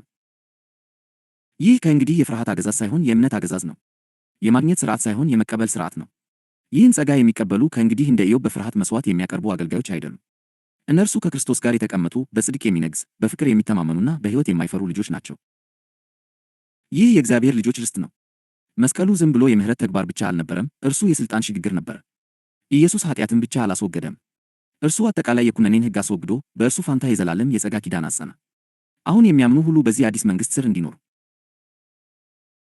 ተጋብዘዋል። ጥረት ሳይሆን እረፍት፣ ብቃት ሳይሆን ስጦታ፣ መጣር ሳይሆን መንገስ። ስለዚህ የተወደዳችሁ ሆይ አድካሚውን የሃይማኖት ጥረት መንገድ ትታችሁ ውጡ። ውድቀት የእግዚአብሔርን ፍቅር ያስጣለኛል የሚለውን ፍርሃት ተዉ። መስቀሉን ተመልከቱና የድሮ ሥርዓት ማብቂያውን እዩ። ትንሣኤውን ተመልከቱና የአዲሱን ሕይወታችሁ ጅምር እዩ። እናንተ ከእንግዲህ ከሕግ ሥር አይደላችሁም፣ እናንተ ከጸጋ ሥር ናችሁ። እናንተ ለፍርድ ምላሽ የምትሰጡ አገልጋዮች አይደላችሁም፣ እናንተ በጸጋ ብዛትና በጽድቅ ስጦታ ተመርኩዛችሁ ከክርስቶስ ጋር የምትገዙ ልጆች ናችሁ። ይህ የኢዮብ ጉዞ አስቀድሞ ያመለከተው መልእክት ነበር። ይህ ክርስቶስ ያረጋገጠላችሁ እውነታ ነው። ይህ በጸጋ ውስጥ ያለ ዕረፍት፣ ነፃነትና ፍርሃት የሌለበት የንግሥና ሕይወት የእግዚአብሔር ልጆች ሕይወት ነው። የእግዚአብሔር ልጆች የክብር አርነት፣ ከፍርሃት ከውድቀትና ከሕግ በላይ መኖር። የተወደዳችሁ ሆይ የኢዮብ ጉዞ መድረሻው የእያንዳንዱ አማኝ ዘላለማዊ ርስት ነው፣ እርሱም አርነት ነው። ዝም ብሎ ከሕመም ነፃ መሆን ብቻ ሳይሆን ከፍርሃት ነፃ መሆን፣ ከኃጢአት ነፃ መሆን ብቻ ሳይሆን ከኩነኔ ነፃ መሆን፣ ከመከራ ነፃ መሆን ብቻ ሳይሆን ለሥራ፣ ለፐርፎርማንስ፣ ለበደለኛነትና ለመጣር ባሪያ አድርጎን ከነበረው ሥርዓት ነፃ መሆን። ይህ አርነት የእግዚአብሔር ልጆች መለኮታዊ የልደት መብት ነው። እርሱ የወደፊት ተስፋ ሳይሆን የአሁኑ እውነታ ነው። በሥራ አይገኝም፣ ይወረሳል እንጂ። በወደ ሮሜ ሰዎች ምዕራፍ 8 ቁጥር 21 ላይ የእግዚአብሔር ልጆች የክብር አርነት ተብሎ ተጠርቷል። ፍጥረት ሁሉ የሚናፍቀው ይህንኑ አርነት ነው። ዓለም ባሪያዎች ሳይሆኑ ልጆች መሆናቸውን የሚያውቁ ሰዎች መገለጥን እየጠበቀ ነው። ፍጥረት በፍርድ ፍርሃት የማይገዙ ነገር ግን በጽድቅ በሰላምና በመንፈስ ቅዱስ በሆነ ደስታ የሚነግስ ሰዎችን ለማየት ይናፍቃል። የኢዮብ ሕይወት የዚህ አርነት ትንቢታዊ ቅድመ ንግግር ነበረ። ጉዞ የጀመረው ጽድቅን ለመጠበቅ በመጣርና በፍርሃት ነበረ። እርሱ ነቀፋ የሌለበት ቢሆንም የታሰረ ነበረ። ቅን ቢሆንም የሚጨነቅ ነበረ። መሥዋዕቱ የማይቋርጥ ጸሎቱም ዘወትር ነበረ። ነገር ግን ገና በፍቅር ፍጹም ስላልሆነ ሰላም ይርቀው ነበር። በመጨረሻ ግን ጸጋን አገኘ። እግዚአብሔርን አየ። ከተዛባ አመለካከት ንስሐ ገባና በምሕረት መገለጥ ውስጥ አረፈ።